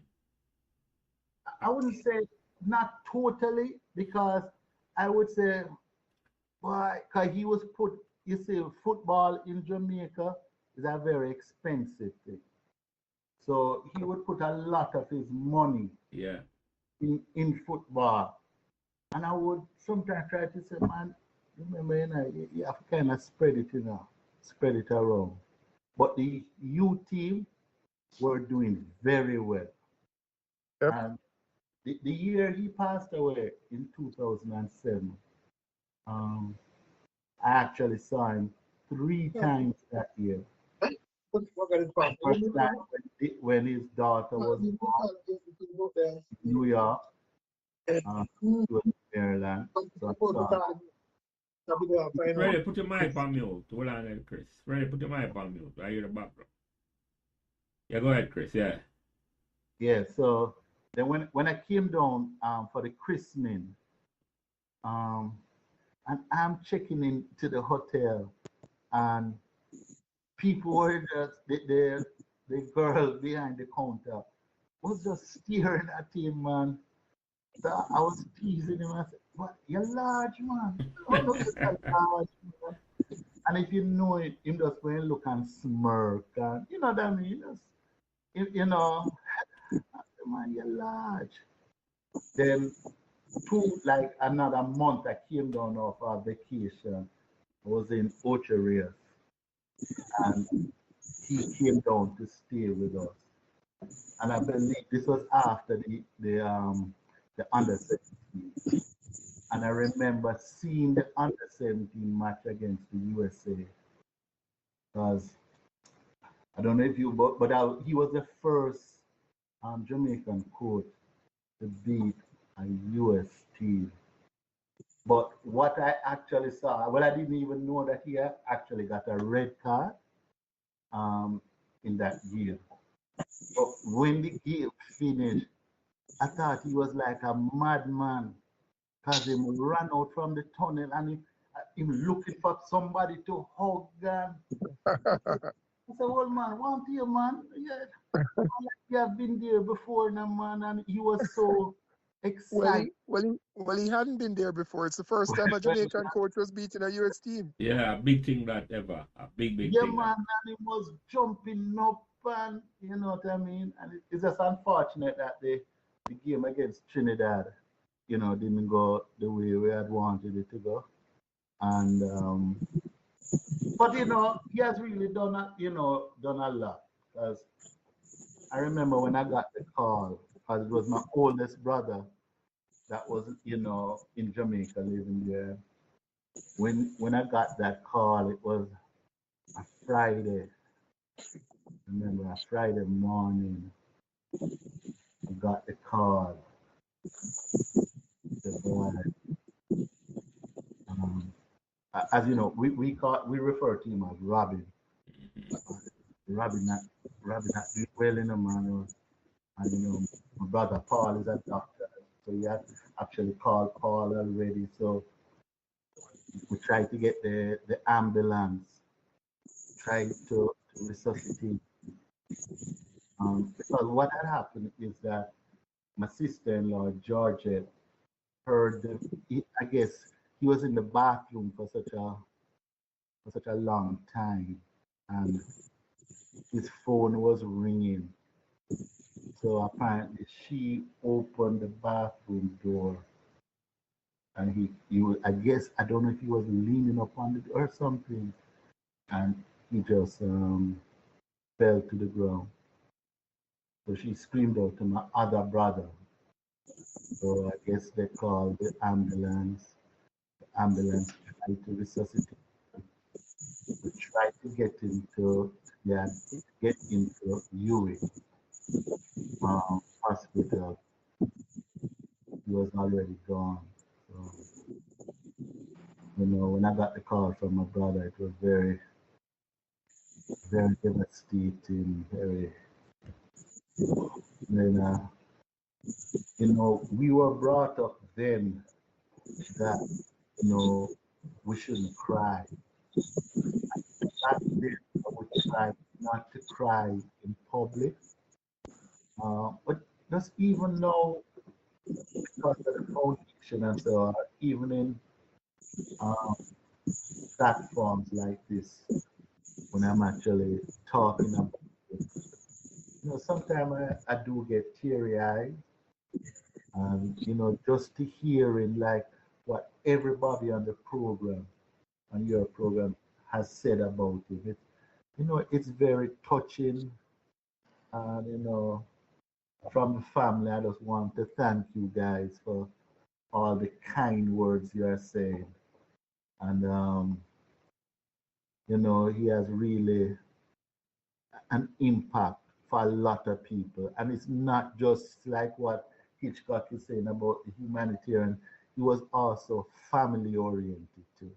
So it's not just his football.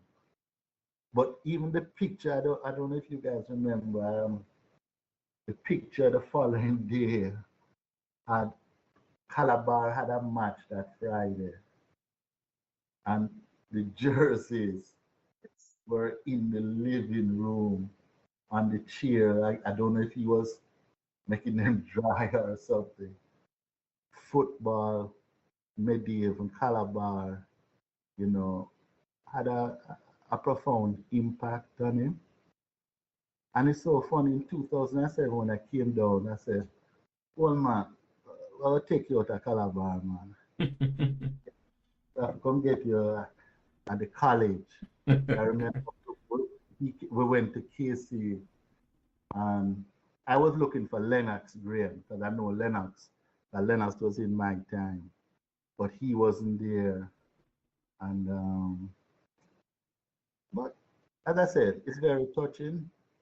Um, you guys mentioned Dada, you mentioned Palmer, because I'm in touch with Robert. He's playing indoor semi-professional football.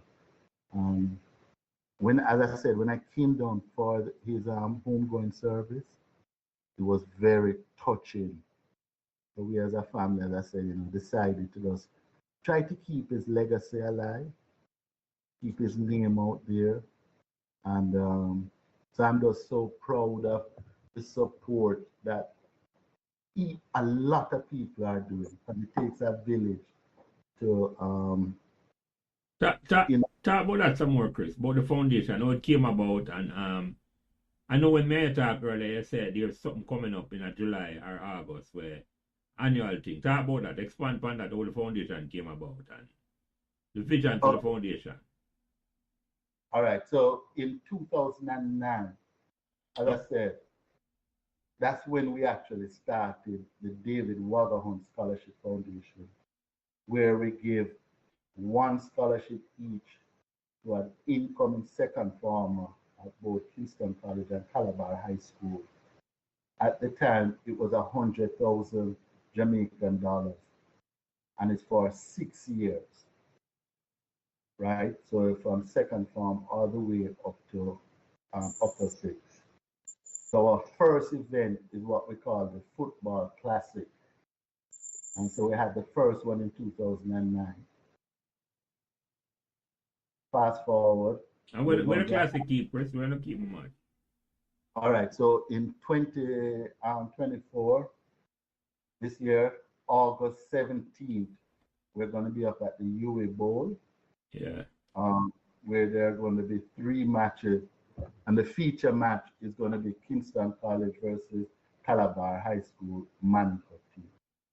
So, you guys, if you are in Jamaica, come out and support the classic. If you also want to get some information about the foundation, we have a website and it's just davidwaggahunt.net. That's one word, davidwaggahunt.net. Yeah, send me them information afterwards, Chris, with some picture and me post that when we post that video up. Yeah. Yeah. Yeah, man. Yeah. So Chris, I'll just add that for the very first WAGGA Hunt Classic, the game between Medieval Masters and Pelicans, you know, David's old team that he used to play for, and Medieval, which he founded. So that was a pivotal game, and Bonnie and myself had the honor of playing in that game. Ira, I don't know if you came down. Did you come down for that game? I read it on mute. I don't know if my area. Yeah. Yeah, but I know Bonnie and myself did play along with one of the Gobbler. Still have some pictures of that, you know. Huh? Still have some pictures of that. From them game, there. Okay. I do. Okay. Yeah, I do too. I do too, Bonnie, and fond memories. You know what I mean? And I think Lally played in the game too. Yeah. That's the 2010 though. For the first year, about Jamaica Nuts. Jamaica Nuts. Okay, yeah. so that may have been 2010 then. Yeah, it's the second year when we had the Cornell played Cornell, yeah. And the Cornell Spence. Yeah, Cornell. Yeah. Yeah. And I was the judge. Not the goalkeeper. You give up goalkeeping. No, I gave the MVP to the safety boy. Yeah. Okay. So, we have a match every year, Chris.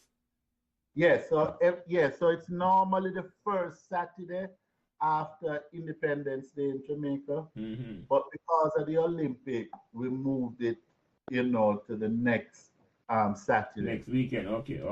Yeah. And it's always in Jamaica, and have no plans to have like one of them classic match in New York or Florida, where you have a big caliber and a KC community. Well, we used to have one in like for 2 years in Florida, Mm-hmm. and Everton used to organize it. But with these things, it takes a lot of work, and so it was just sustainable. Yeah, definitely. I can ask you something though. The foundation is strong. It's we get a lot of support, and I just want you guys to continue to spread the word, keep his memory alive, and if we all and sometimes we just reach out to even Amir, or what I mean, because sometimes it's not money will make his name continue. Let's just always try to do good and help our fellow brothers or sisters. Yeah. Amen. Yeah. Yeah. No, I was going to ask you this in terms of that, maybe you can answer this because you were there. Why you think medieval football, the senior football, never developed as much as the youth football? It never. Anyone else can answer that. But Chris, I know you worked in Jamaica at the time. Why you think it never, medieval senior team never developed as much as? No, but let me take that one. Yeah, go ahead. Let me take that one. Go ahead, that way, yeah. Okay, I don't want David's untimely passing is what? That is the long and short. David's WAGGA's untimely passing is why Medhaven's adult team never acclimatized to what it was projected to be. Because when I was 14, myself and Dada were the only two 14-year-olds that were playing in the major league. And everybody was saying WAGGA was an idiot. He was heavily criticized for it. Heavily. Right? And then you had a few other 17, 18-year-olds that were playing. And he had always said, the youths are the future. The only other person at that point in time had believed that was Alfred. And I never ever realized that coach was on the line when I was speaking earlier. Right? Those are the only two persons at that point in time recognized the value of youthful exuberance and knew how to manage, monitor, and to develop youngsters. I won't say athletes. So the time when he had already prophesied that Medhaven's team would be a force to reckon with in 10 years, he started to do it at 3 to 5 years. It was a medium-term plan because, as his brother would have alluded to, the youth teams we were just tearing it up from all angles. You know what I mean? And he had noted that by the time we were to enter into early adulthood, we would be the premier team, a premier destination in a football. And by the time we reach 2021, because that was when I coach pass, when I literally just left school. Because the morning when him passed, we had an under 20 game, I think, the following day. Right? So his plan was that the youth would be the ones to get us and maintain to be a powerhouse in the island. Right now, most of the institution, them Cavaliers, replicate the man model to the T, and not going well. The same person I spoke about earlier, Paul Maxwell, he's one of the recruiters for Cavaliers. But the long and short of it is, his untimely passing was why the Senate, in fact, the Senate, his dream, his lifelong work, literally amounted to nothing. For whatever reasons that they were, because I would have left Jamaica shortly after that. Simply because when you have a man in a when you have a plan that is beyond the comprehension of regular folks, because David, his analytical ability was ridiculous. I'm sure you guys knew his academic accolades and all of that. So he was a thinker, you know what I mean, a problem solver. So he saw things that most people weren't able to see. And when he's at his untimely passing, the pieces of the puzzle that were not yet in, those that were there that tried to continue the business itself was unable to do so because his infectious persona, his ability to lead, his ability to manage, and above all else, his ability to collaborate and bring forth that cohesiveness in a passive aggressive yet charming way, most people don't have it. And his untimely passing is why Meadowbrook is not the talked about team right now in Jamaica. I can tell you that right off the bat. Good word, doing. Yeah, leadership of a willing for doing them thing, man. But yeah, but go ahead. also, Go ahead, Ira. yeah, Sorry. but also part of it still, it even stemmed from beyond doing them time, and it transcend up to the system because Jamaica football start change in terms of monetary, compensation. It started to change in the 90s, early 90s, or the mid 90s. So even though WAGGA was a driving force in a Meadowbrook, it never really have the support where it would need from either the community or the business in the surrounding area to help him. And he's a burden off of him so that him can really focus on the development of the program itself. Because everything he did for the program was him. And when, as Dwayne pointed out, when he passed, it seemed that the program passed along with him. But it was something before that because I never get a dime to play football, never did.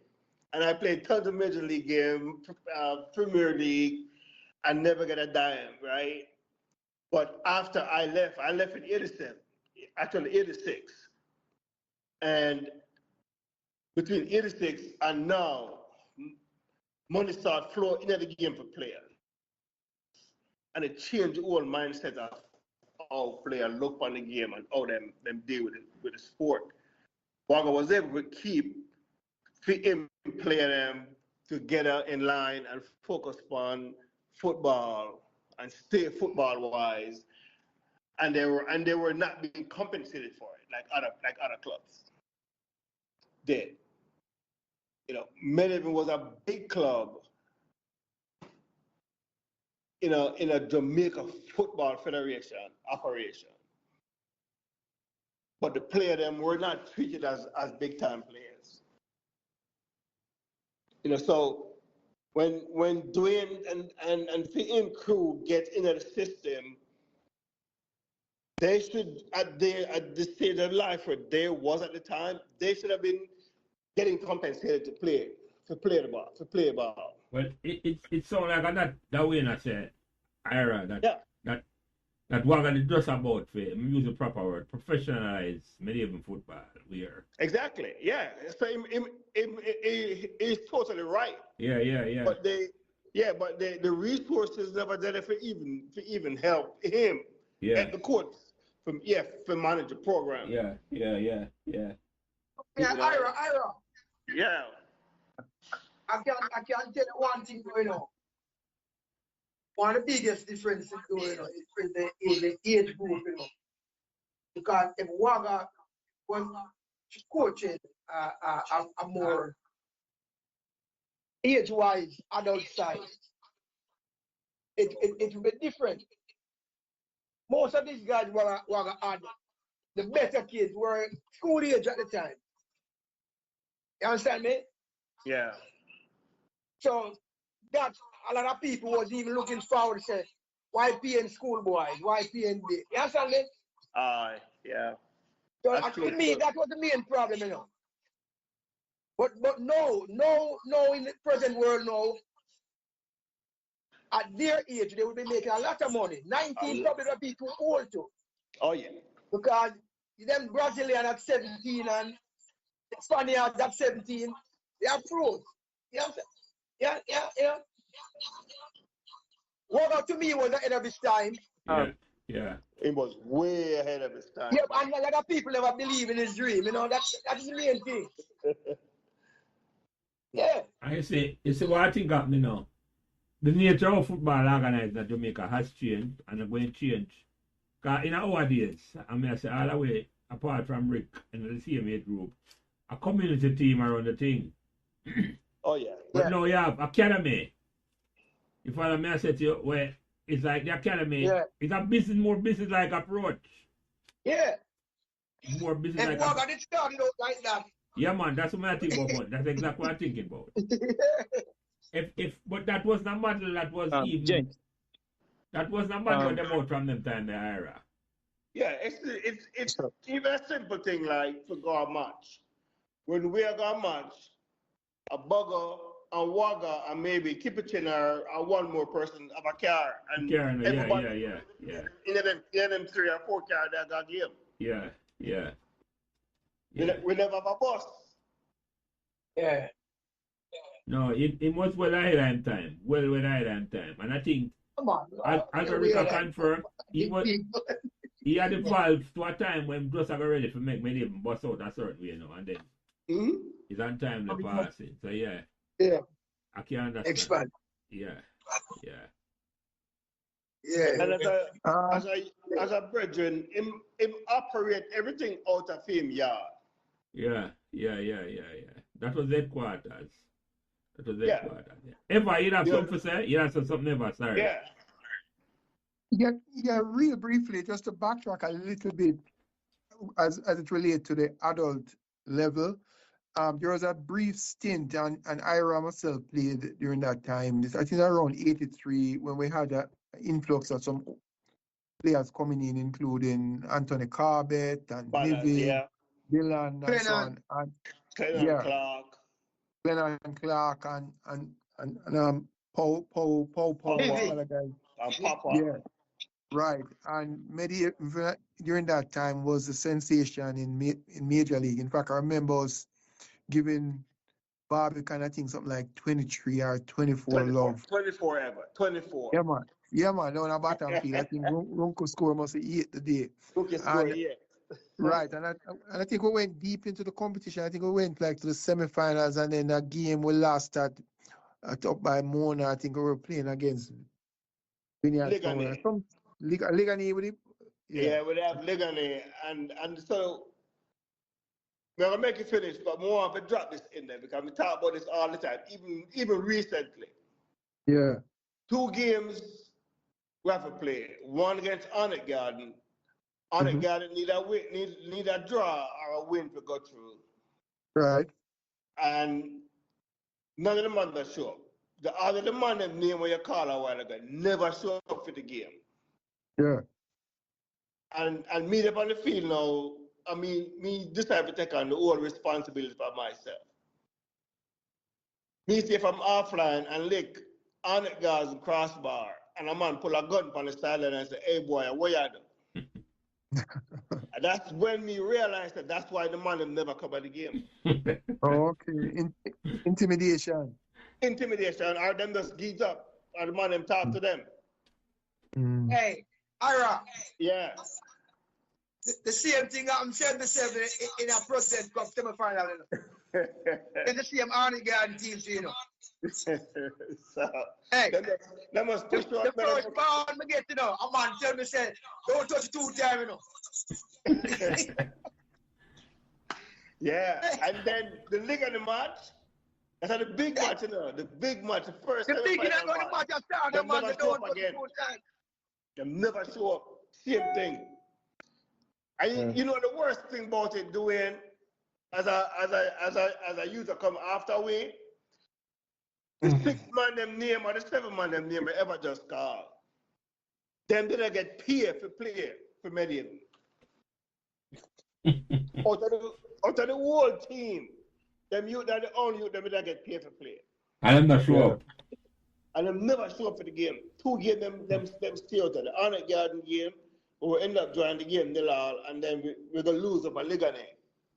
Yeah. Late. So let me ask you something. I don't cut you ever when come back to you. But a Bunny and Iron one, what I deal with them situation there? When no say intimidation there. When say to now? Well, WAGGA the calmest man, they say. Yeah, man, what cool, man. You are fear to fire.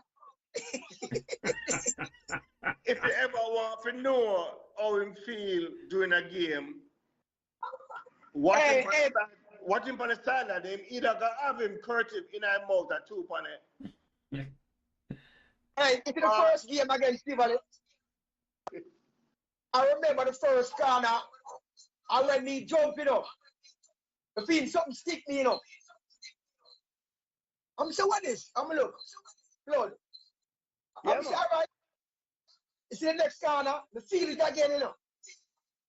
You know, say the 2 McDonald's bird, them play center rod. Them play with safety pin. the whole 5 brother of them do it, you know. But the 2 brother that play center rod, Bagger Reds and another one. The man them play with safety pin, league man. Yeah. I took you. When the dark arts, you come near them. Yeah? The dark arts of the game. Yeah. Them money, them time they should check my man. I understand how you know come tell me something. Yeah, man, you have to check bad boy on when it comes to them things, you know. I need what me alone come to do, you know.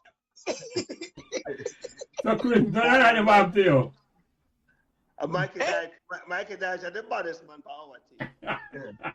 No man, bad boy hunt, no, you talk about that. Mikey make a tackle and bust a 1 pan a man and turn him over. Referee blow the whistle hard and then Mikey walk away and I point to him number and said, like him said 25. And when he turned around and the referee. And them team, they intimidate the league, man. Yeah. I told man. And then we get them once you go at inter round in the semi-final. And them team are Yeah. Yeah, you already down too long, you know. Yeah. That one. Yeah, me tell the brethren, them two months there. The only good thing, if we did have like 2 Peck or 2 Ira Turner, we probably not do much better, because them want to brave. Yeah. Yeah. But never power doing up. But we now run on the league. I mean, know what it is because the hear about them defender they already. And all them things. So we now really go into them. But a Father Pope we playing. And when you have Father Pope, a concrete right on the field. Yeah, but no. But no party. You play against Tivoli. You have 2 pure man I use safety pin by you. True. I joke you. You understand me? I know. You play against Arnie God. They might tell you not to touch the ball and all them things. You are center forward, you are midfielder, you are defender, you are tackle. What you mean? You understand me?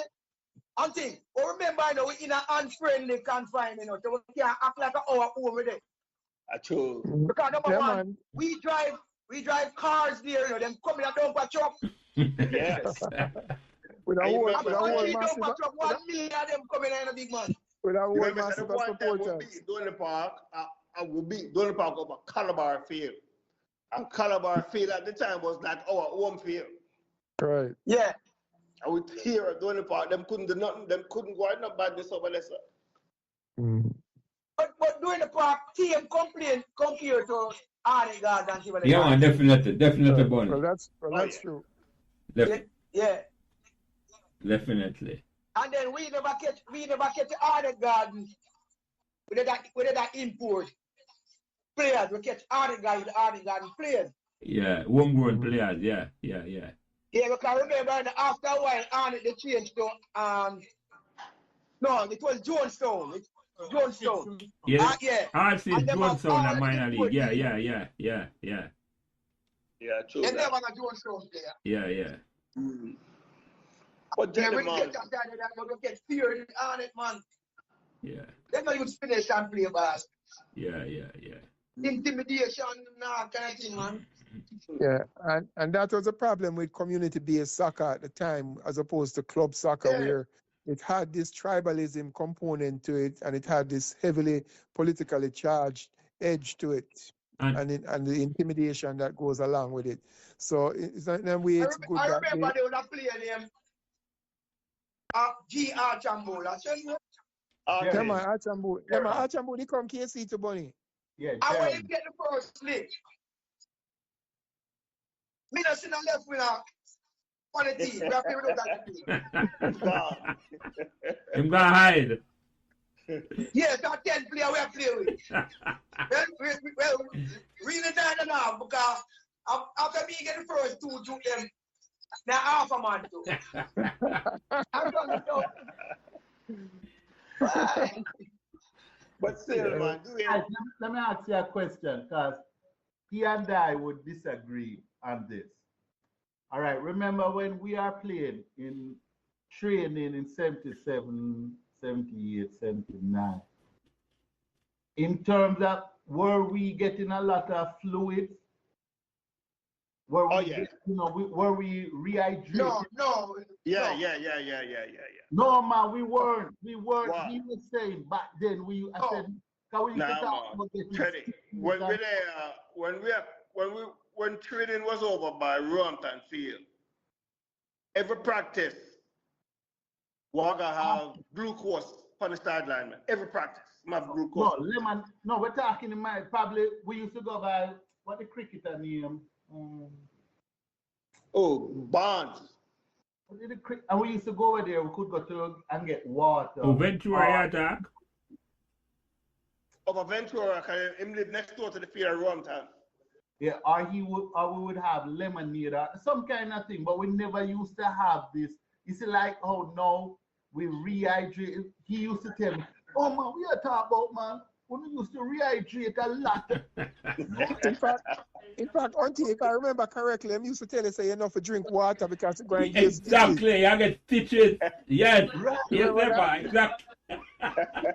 But he used to contradict me and said, no, man, you talk about, man. Because even when we used to play Money Cup, George T would when we go in halftime, they used to have lemonade or something in there.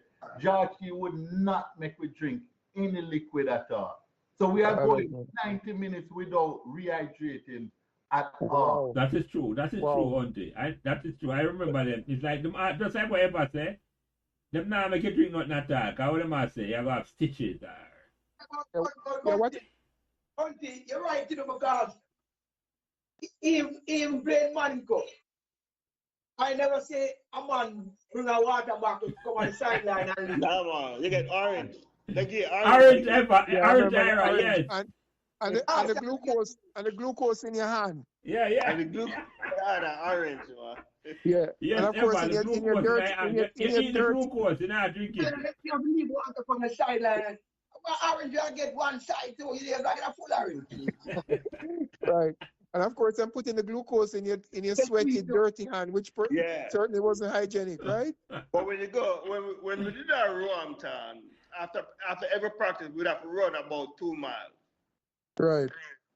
And the last couple of months of coffee, never get none. You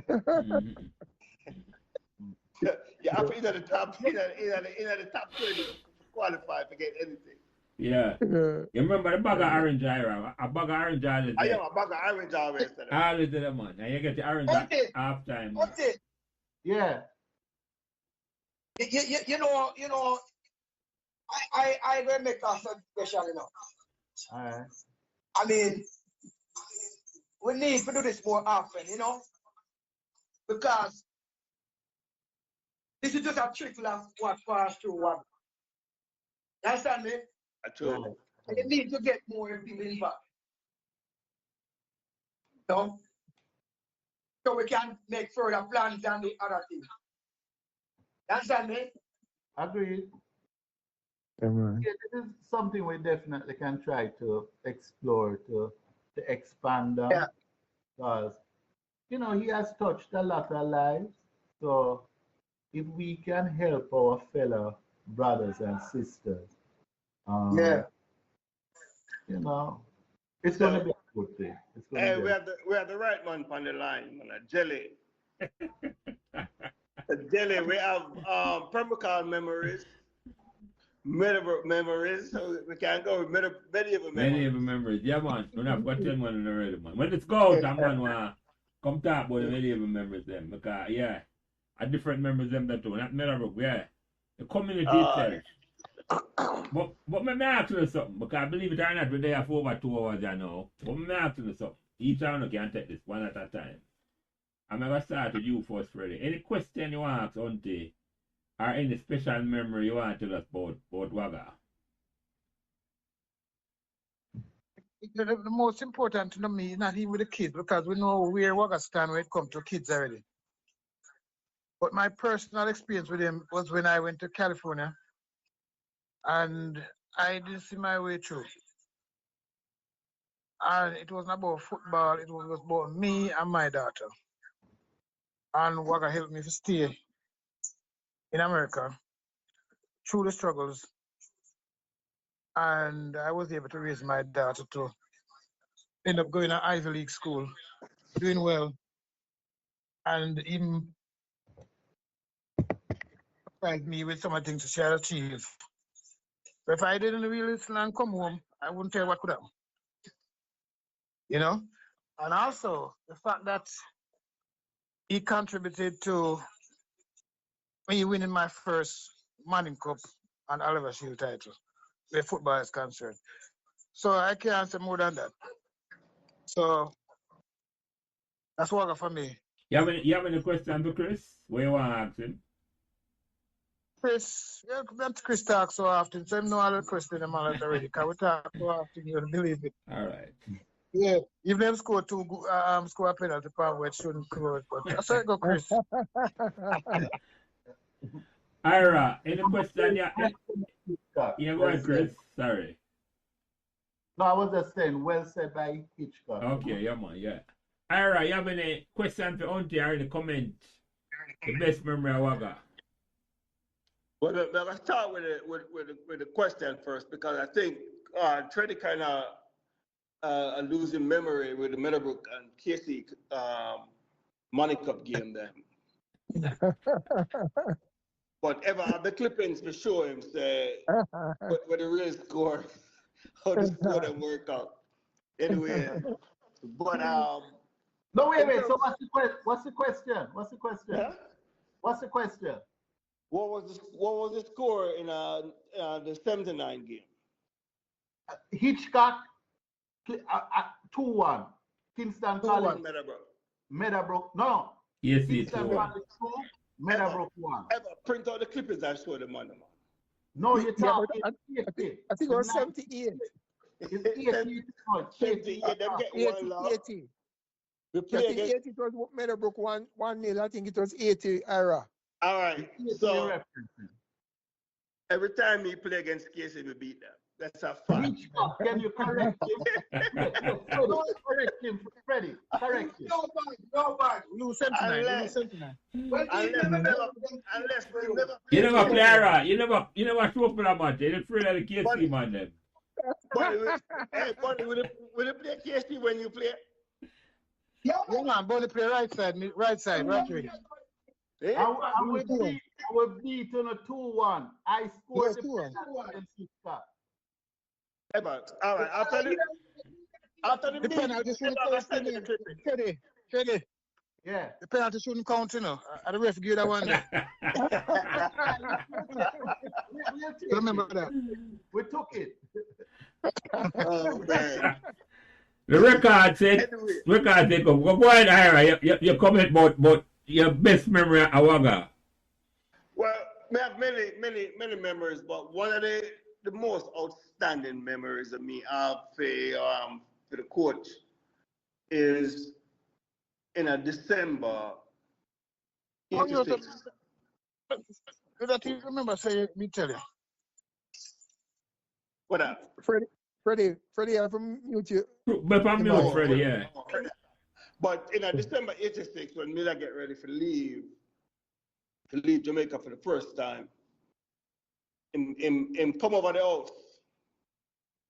Come on, I'm finding where I'm at. Him come on, and not for the gate. In the ghetto. In the ghetto, him come in and sit down.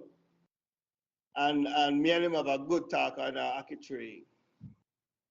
And him share some good wisdom, you know, in terms of some things where how far and around, things to look out for, things to stay away from.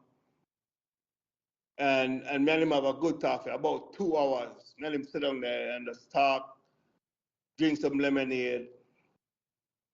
And the impact we have in our community, from Ridders Road straight to Whitehall. Mm-hmm. Some of the men them from Common really come over after him leave, because they know him better. And him look at me and say, do you realize how important this is? That a coach like this, and fit him statue, take the time over that other theme time and come sit down and come talk to you before you leave Jamaica. And we never really think a lot about that, you know, the moment and the time there until years later. Actually, probably after I passed, we really sit back and start reflect back upon that moment that we shared together before we leave December 86. And how important it was, how it was important for him to make sure me was on the right track, leaving Jamaica for the first time. Yeah, man. Yeah. Well said. That was massive. Yeah, great memories. As Mr. Clark said in 78, you have not let him down. So I'm glad to hear that. Oh, never, man. Never. Awesome. Yeah. And Bonnie, you have any question for Auntie and your best memory of WAGGA? My best memory of WAGGA, was I can't remember the game, but early in the match, I was knocked out, and he didn't took me off. But I fast forward now, him dropping me home, and the last thing he said to me before putting me on my back on the veranda was, "Bunny, you're brave." I never even understand, still don't even understand what they mean by that. But I think he was the brave one, because this happened early in the first half and they never took me off, So he was brave for me play right through. I think we win the game anyway, And I have a regret though, was that when I come back, I didn't offer any help to Meadowbrook youths them. I was there, my presence was there, but I didn't offer help, and that kind of messed with me. It was not until like Freddie come around me, that's when I really take back the love for football locally, and things. So, and my question to until that, let us do this more often. Because let us do it more often, because sometimes we done tonight and say good night, and hey, tomorrow's a different day, and next day a different day. No, I want to look forward to something, big man. Look forward to something. Like let us meet the last Thursday in every other month, something like that. You understand me? It don't matter how much person, even 2 or 3, we can't get there together. You understand me? And the better thing is deep, and a lot of people who played in the latter end, they didn't even know the beginning, Right. And so, and then I remember one of my first meeting with WAGGA was coming from a coach match, and I didn't have no bus fare. And Bob, I said, auntie, and I said, Bob, let's see if we can get a ride. Luckily, I get a ride, and WAGGA asked me certain question, and I answered, and he didn't know where I was living, and I tell him, and maybe that was one of the key in help starting.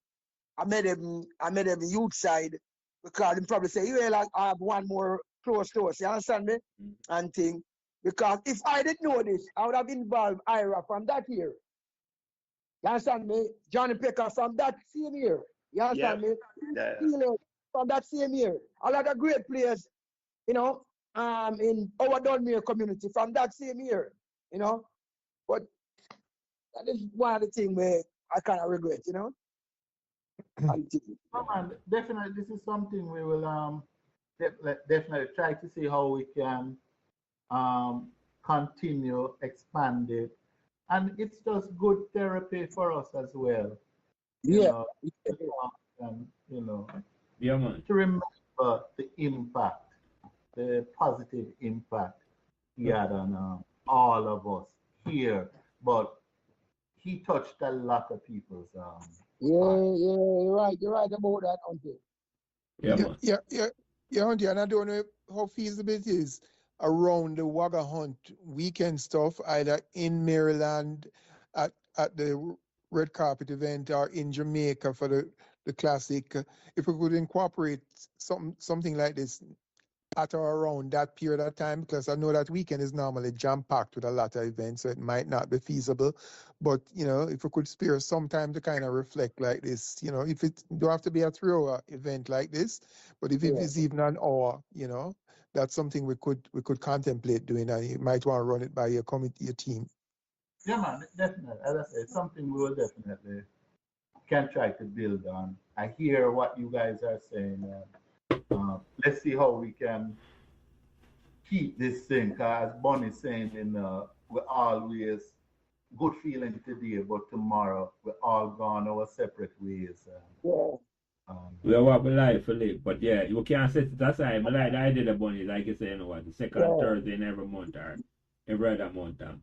But they have to facilitate it. Because Yeah. saying that to say this, my KC 79 group,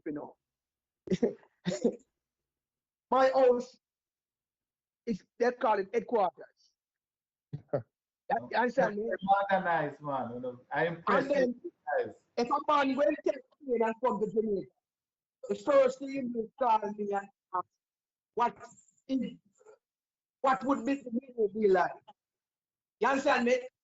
And then well, KC thing different. So but Exactly. these I was about, only I was gentlemen, about to add that. You know, that's a very high bar when you raise the case Yeah, issue definitely. because yeah, that's yeah, right. because some of the man I'm gonna say it's a cult business. Yeah, bringing it Yeah, up. yeah. You understand me? Yeah. But you know But we have to be that careful. Go ahead, Chris. you But know I don't think No, I say ever we have to be careful, you know, because bunnies are Meadowbrook, man, you know. no man. one year Those are One year, fighting 1 year, words, you know, month. Chris. Yeah. Right. Funny No, time, but, so those are fighting words. but on a serious note, is you know something to really Explore, yeah, man. follow on. Definitely. And, Definitely.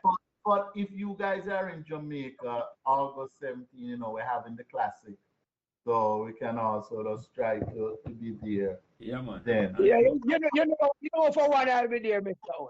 Definitely. Yeah, man. Definitely. So Eva, any question for Chris and any comment or your best memory of WAGGA? Yeah, man. Thanks, Jelly. Real quickly, I'll start with my best memory, or probably one of my most lasting memory of WAGGA, and then I'll address the question to Chris after.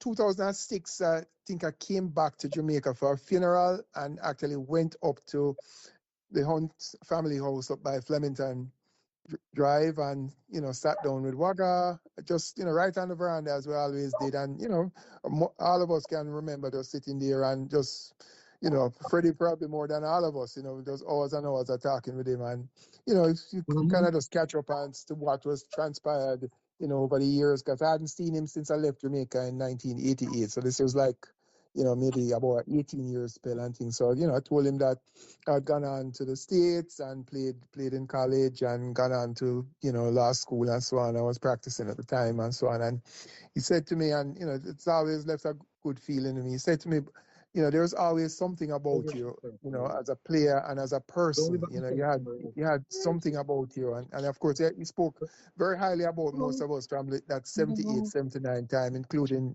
Ira and so on, and he said he's not surprised that, the achievements I'd made and so on. And that really let me feel good because like many of us, WAGGA was a kind of surrogate father because I grew up, with a single mother without a father in my household. And, WAGGA was that kind of, apart from being a coach, was like a surrogate father.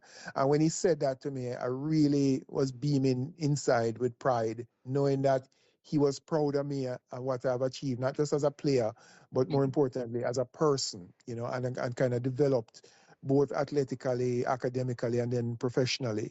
And so that was a very, gratifying moment just to see that one of his players had gone on and did well, like so many of his other players did. And then, Chris, question for you is, apart from the foundation, which you obviously set up and has been very successful in terms of, honoring David's memory, what impact do you believe that David has had on your life personally? How has it changed your life? And I mean, I have my own views as to what it has done, but I want to hear from you, the impact his passing has had on changing your life. Because in my mind, you were somewhat introverted and maybe a different person. And then, when I came to the funeral and Ira myself and so on, I think I saw a transformation in your post David's passing. But I'm not gonna, project my own answer on you, but I'll allow you to answer the question. Hey, thanks for the kind words about David again. Yeah, You are man. so right, because when I came down, Paul and I for Amira's graduation, and we went to dinner. So my oldest brother, God, he even agreeing with what you're saying. Because before David passed away, it would be like two individuals I would kind of talk to. One would be somebody from Monroe that went to Howard with me that lives in Meadowbrook, and the other one was David. Because I kind of was very introverted, quiet. I can talk if I want to, but as I always tell people, I do enjoy my company. So for me to get my energy, I don't necessarily need people to give me that energy. But when David passed away, it really, I remember knowing that David was 51 when he passed away. And it was really touching, you know. Not just what's seen when I came to Jamaica, so it was just touching. And I'm kind of glad that my mom was, no, she was suffering from Alzheimer's at the time. So, you know, because it's not nice when you're going to have to bury a child. Indeed. You know, so it has really transformed me, has gotten me a lot more outgoing. I get more energy in trying to see how I can, keep his legacy alive and just try to. I know, we are not doing half of what he would be doing, but the little that we're doing, I think it's not, we're not doing this for our own self gratification. And Right. so it has really gotten me to be more outgoing, taking these, like when Jelly, well, first it was Balin who called me and said Jelly is going to call me. And I welcome forums like this for us to just, because the impact he had on so many people is very powerful. And I want to try and keep this, his memory alive as long as possible. Mm-hmm. Amen. Yeah, man. That way, you there? I see your mic on hold. I disappear. I don't know if you're there still. I don't want to ask you the same question. But my ask you now, for each and our last question, including you to Chris, and then we'll just get some closing remark and we'll close it out. And you can take that one here first, Chris. If WAGGA was here now and I listen to conversation, what do you think he would have say? Say that again. If he was here and what? If he was here and listen to them conversation, what would he be saying? What would be his input? To put it the right way. When would I say to it? He probably would be smiling, because I know he's probably surprised to see even just my transformation. But he was a people's person, and he wouldn't want us to make a fuss over him. So I'm not even sure if he's kind of shy that we are doing these things in his honor. Because he was very humble, and I think he really respect anybody that he interacted with. If he was able to help another person, male or female, he would try. And so I think he would just be smiling and say, "Yeah, I'm gonna make a big thing out of this thing, man." Just so that's what I think he would be saying. But I know he's probably smiling down to see that, because I don't know if we express these things when people are alive. Because I trying to I want people to recognize people when they're alive. We'll do a lot of things when people pass away, but we need to start and even telling them while they're alive, the impact they have. Yeah, definitely. All I would upon the other side of 50. So Most of the way, I think that way in the my year below 50, but all the way, I know that's a fact. So if what do you think Wagga would have said to you now when he made them conversation? Well, I think he would be very proud and very gratified to see the progress the vast majority of us have made, not necessarily just as footballers, but I think he would be more interested in the holistic person, how we have developed into young men or adults, and how we treat our families, or we treat each other, or we treat people in general. And I think the biggest legacy, and I think Chris alluded to it earlier, the biggest legacy that we can pass on and the biggest way we can honor David's memory is just to be good people. Be like David, you know what I mean? In terms of helping others, being kind, being giving, being caring, being a good example to others. I think that would be what he would say to us, just be your best self, and just make wherever you are, whatever space you're in, just make it a little better, a little easier for somebody, for you having been there. And I think if we lead our lives that way, we'd honor his memory and we'd all be better persons as individuals. Yeah, man. Pay it forward. Because that's him the more thing else. And pay it forward, as them say. Ira. Indeed. You there? Yeah, we're still there. Yeah, man. Where do you think Wagga would have said to you now if he was part of this conversation?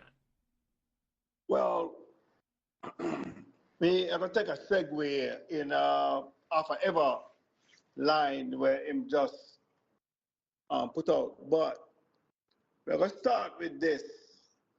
One of the most memorable things me can remember him said to us, and that's the D&G game where we lose in the second half. Not that we're losing right now, but second half came and he said, "Gentlemen, the onus is on you now." Mm-hmm. And at the time, I never understand what the onus is with me. I never asked him, but that's what he said to us going into the second half of the game. And I was kind of taken back at it because we were barely hanging on for the first half. We had some chances, but I was looking for something else. Some great words of inspiration to take us into the second half. Yeah. But as we look at ourselves now where we are, and just taking a line from Eva right now, I can say, gentlemen, the onus is on us now. Yeah. To go on out there and help somebody else, help there, teach somebody else, show somebody something. Yeah. Absolutely. When you want to get mad, just think about the David on persona and just give a kind, calm words. Awesome.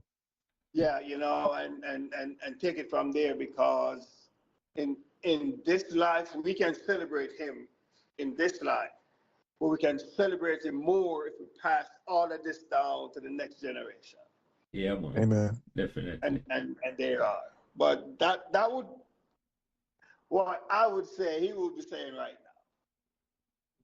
Yeah. Now the onus is on us. Yeah, man. So let's do it. Thank you, Ira. Freddie, you there? Microphone mute. Yeah, man. Any what do you think Wagga would have said to you now if he was part of this conversation? What I believe, he wouldn't even endorse it, because really like when you kind of give them kind of accolades and everything, especially because doing it from his heart, you don't really want the praises and all them things. I'm always shy away from that. But then we say thanks after and everything and move on. It does seem that. Him just want to do the work. Him not do it for nothing. Unless I did because think of the right No. thing to do. Yeah. I get you, friend. Maybe you would endorse it and appreciate it, you know. Yeah. But not the man who will go seek for it and tell us, boy, you would like that and him do that and him do this. Yeah. All right, thank you. So, Bonnie, I see you back. What you think? I think Bonnie's back. Yeah, man. You mean Oh, okay. Yeah. What you think Wagga would have said to you now, Bonnie, if it was part of the conversation? Well, you know, Wagga is a man where they talk much unless he have something important to say. So, I'm happy.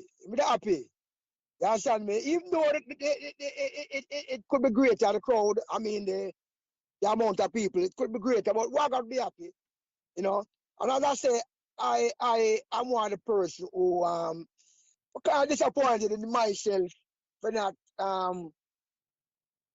giving a helping hand when I know I could, you know, whether experience or financial wise or otherwise. You understand me? And thing, but at least I come to myself and know, sir, I could have done better, you know. Mm-hmm. And thing. Yep. So, but that's a person who as I say, my greatest memory of Wagga is that Wagga make me feel like a giant, you know. And I can remember when he dropped me off at my house that night.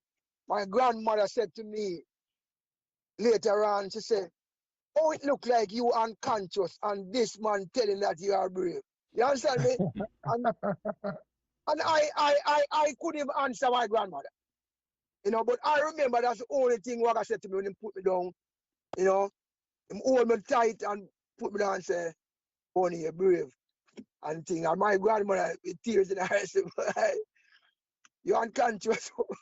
All this man say brave, but I know Wagga love all of us and you know, and just as I said to Auntie, just hope we can get together more often, you know, and thing, just work it out and thing. So Yeah, man. Jelly, Yeah, man. glad for inviting me, although Freddie came by and told me and I said, I'm not going nowhere.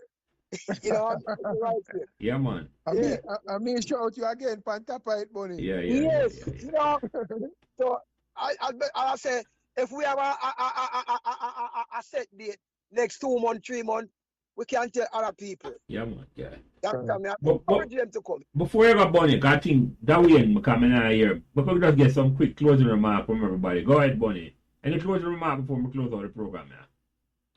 Well, I'm glad for everybody. You know, Ira come from far. You don't know. Auntie, we play together long, so you understand me ever. All the guys, them. You understand me? Yeah. Until Yeah, man. Thank you, the man. difference until we can see him track time, football time, ever we see him track time, and so, but glad to hear some of the man then. Yeah, man. Yeah. Man. Eva, any closing remark? Yeah, man. Well, firstly, Jelly, thanks for putting this together. Hunty, thanks for keeping David's memory alive. And I just want all of the man them on the call. Well, you know, Jelly, I haven't really met you in person, and Dwayne, I haven't really met in person, but you know, as fellow, you know, athletes and Jamaicans and just fellow human beings, just want to, you know, the man them know some love, you know, respect, you know, and like I said, you know, let us be our best Wagga that we can be going forward. You know, let us emulate his example, and you know, just live a life of selflessness and caring and giving, and just, you know, make our little ear part in the world a little bit better than how we found it. You know. Yeah. Yeah, man. Respect, gentlemen. Yeah, man. Ira, any closing remark quickly before I close up? Fuck yeah, I'm in here. Well, in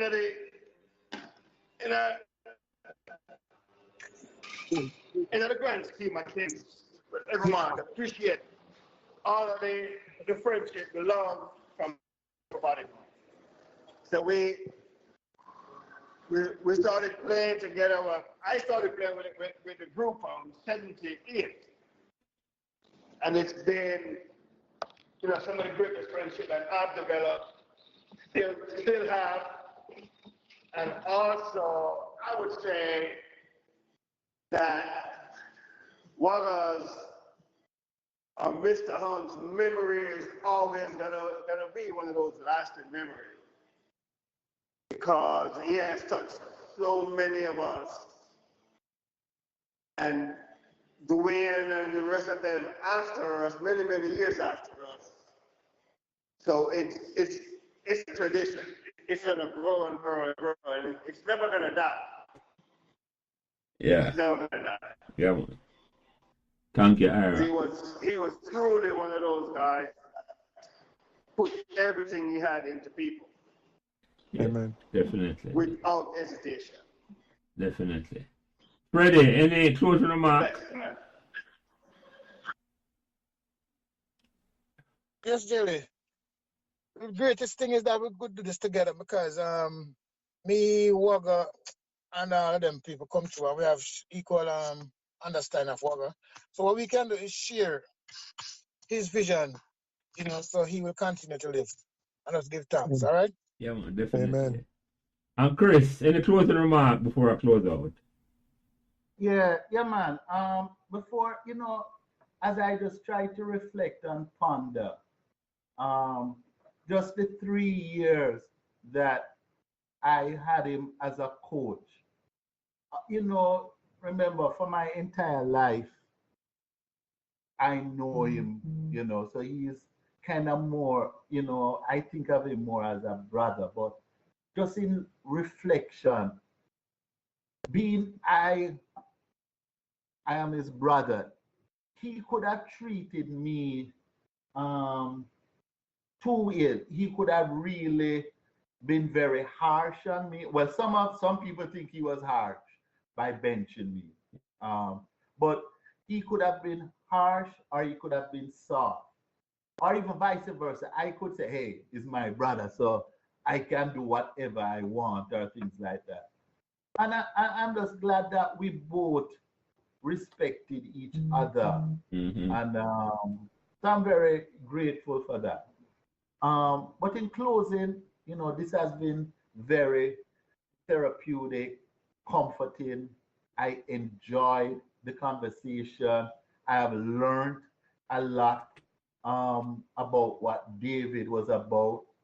Bonnie has said it about 4 or 5 times, so I'm going to have to take it up to just make sure that we do something like this, in the future on a continuous basis. So, Bonnie, I hear you. I think we all enjoyed this, this forum to express our individual thoughts, our interaction. But each of us have a different interaction with him. So I have enjoyed all of this. I do appreciate that, first for you, Jelly, for putting on this forum. It was well received by me. I shared it with someone, like Evan. So let's see what we can do to continue to keep his legacy going forward. Yeah, So man. thanks to you, Jelly, and to everybody on the call. I appreciate that, Chris. I appreciate that. And when it goes, when the podcast go out, I will send it out next week, Friday. You get feedback, and your people more likely I could probably want to hear a bonus and say, "Yeah, man, we got to do this some more." So, and send me some pictures, Chris, and send me the link for the website that I will post it when I post it. The link for the foundation. Send me the link for the foundation and all. And send me some pictures that when I post it, I send out some clipping of the week and the podcast will come on next week, Friday. So, now, man, I appreciate you finding the time to come talk about your brother. It was a big impact up on Meadowbrook. Because most of the man in the program walk through. Well, all of them, as a matter of fact, come through, and enough of them come on Meadowbrook. So, enough of them come on Meadowbrook. I think Eva came on Meadowbrook for a while too. Am I right about that, Eva? No, only Bonnie. Only Bonnie. Only Bonnie. Only Bonnie. Only Bonnie. But remember, say I played for Medieval though, you Yeah, know, man, yeah. minor league and major league. So we have a strong presence in Meadowbrook, Yeah, you know. man, yeah. You know the school. Tons of friends who went to Meadowbrook High School. Yeah, man, you know the school and the battlefield, man. You're very familiar with the campus and the battlefield, so yeah. Oh yeah, man. Meadowbrook was home for me. I used to live on Sunnyfield Drive for a while. My mother used to work around there and I used to live around there. So Yeah, man. very fun memories. I'm playing football the whole day around on Madison Avenue by Dyche House and all of that. You know, so great memories of Meadowbrook, you know. Yeah, man. Ever you know Pekka? Not I Johnny don't even know Pekka. What kind of question that, Auntie?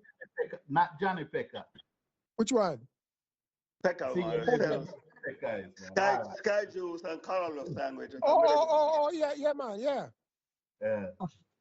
Yeah, test him Meadowbrook bona fide there, Chris. Yeah, man. Yeah, man. No.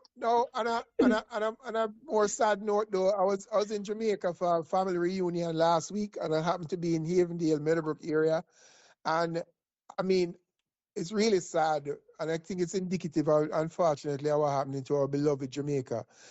Meadowbrook and Havendale, at least the areas that I drove through, bears no resemblance to the place that I spent so many fun memories as a child and as a teenager back in the days.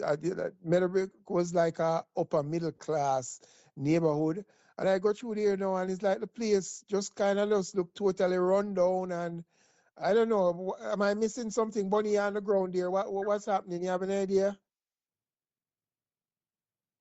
People, them stop water the grass, man. Bunny, you're up on mute. Yeah, Bunny, me not hear you. Mute it out. Yeah, it's up on mute. Yeah, but I don't know if you, Chris, I don't know if you have gone up there recently, but it's not the same place that I remember as a child and as a adult or young adult. Definitely, even our house, because we as a family now going to decide what we're going to do with the house. And right. Yes, the neighborhood is totally different because there are a lot more buildings going up now. Just yes. What's up with it? You can't swing a cat without hitting an apartment. Yes. So it's totally different. Yo, man, I saw that too. I see a 5 and 6 story building and go up, and I said, wow, that is. That will be a challenge. That is, as you say, that's not an MDL problem. That's a Jamaica problem. But we don't want to start another discussion about that tonight. No, we can save that for another show, right? Yeah, man, that's another show. That's definitely another show. Because if I come in Jamaica, because from because New Syllabus, plenty of them might know, and it's at the same way from because coming to run now, I go down there and see it. It's like it was different. I know. It's really sad though, you know. Yeah. Anyway, gentlemen, this was a blast. I appreciate you. So I'm gonna thank the whole now. Everton BLA, Alfred Hitchcock Henry, Ira Turner, Jobe. I have so much nickname I can't remember them like myself. Party. I go through them now, yeah. Party, yeah. That way, Rick. You're the on mute, look like a drop off. Bunny Blame. No, Clinton the your birth certificate, I think. And Christopher Hunt. It was a great Christopher Treddy Hunt, as Ira said. It was a great pleasure. Midfield maestro. Yes, without a doubt. Him play and him move, it very deceptive. We put it that way there. Very deceptive with the ball. Or him kick the ball and or him move on the ball. Yeah. You don't underrate him, but it was far better than how him look. Maybe that's why WAGGA used to bench him. So him look. That's more playing time if you stop running off your mouth and No, man, we used to watch him play, man. Full of skill and kick a dead ball good and just very deceptive. It was great. That mind midfielder. Yeah, man. Yeah. Yeah. I do a good thing then. Yeah. Lucky penalty. Yeah. Come on, remember David we're talking about, you know. Yeah. Yeah, man. Yeah, gentlemen. But Freddie never realized how close he and David were, you know. But you know, enough respect, my brother, for continuing, you know, the work, particularly when he was outside the country and all of that. Enough respect, Freddie. Come on. Yeah, man. So, No problem, gentlemen, man. it has been a blast, as I say, and God bless the whole away, and God bless that great community for Meadowbrook, Yes. Medhaven, will bring us all together, and God bless David WAGGA Hunt, who, Amen. Big the time. father may I say to you, make sure, put together a vision and start over 40 years ago, and we can still talk about it all we've gone past and to greater parts. It was a pleasure, man. but God bless the community and God bless the man who make a have them conversation tonight, and God bless the whole away, and peace out, and have a good All night. right. Amen. Yeah, man. Thank you, my Yeah, brother. man. Be Yeah, safe, man. Night, man. gentlemen. Stay safe. Yeah, man. Yeah, man. Nice to meet you, D. All right. Yeah, man. Take care, guys. Yeah, man. Bye. Cool. Hello, this is Jelly, your Meadowbrook Memories host. Would you like to know how Meadowbrook won 7 trophies in 4 years in the 1980s? Purchase a copy of my book, The Startling Surprise, for a friend, a relative, or a student at Meadowbrook. Thank you. Check the link below. Thanks for listening to Meadowbrook Memories. And remember to give us all the encouragement you can on whatever social media platform you are listening. And special thanks to my production manager, Cameron Wright, who takes care of everything involved in getting the podcast out every week. And without him, this podcast would not be possible. It is his expertise that allows me to do what I love doing every week, having great conversations about Meadowbrook memories. And he's responsible for everything else. So again, thanks to my production manager, Cameron Wright. The views expressed by guests on this podcast are their own, and their appearances on the program does not imply an endorsement of them or any entity they represent. While we will not add to statements made by a guest, we reserve the right to exclude statements or remarks that might be considered inflammatory. Thank you.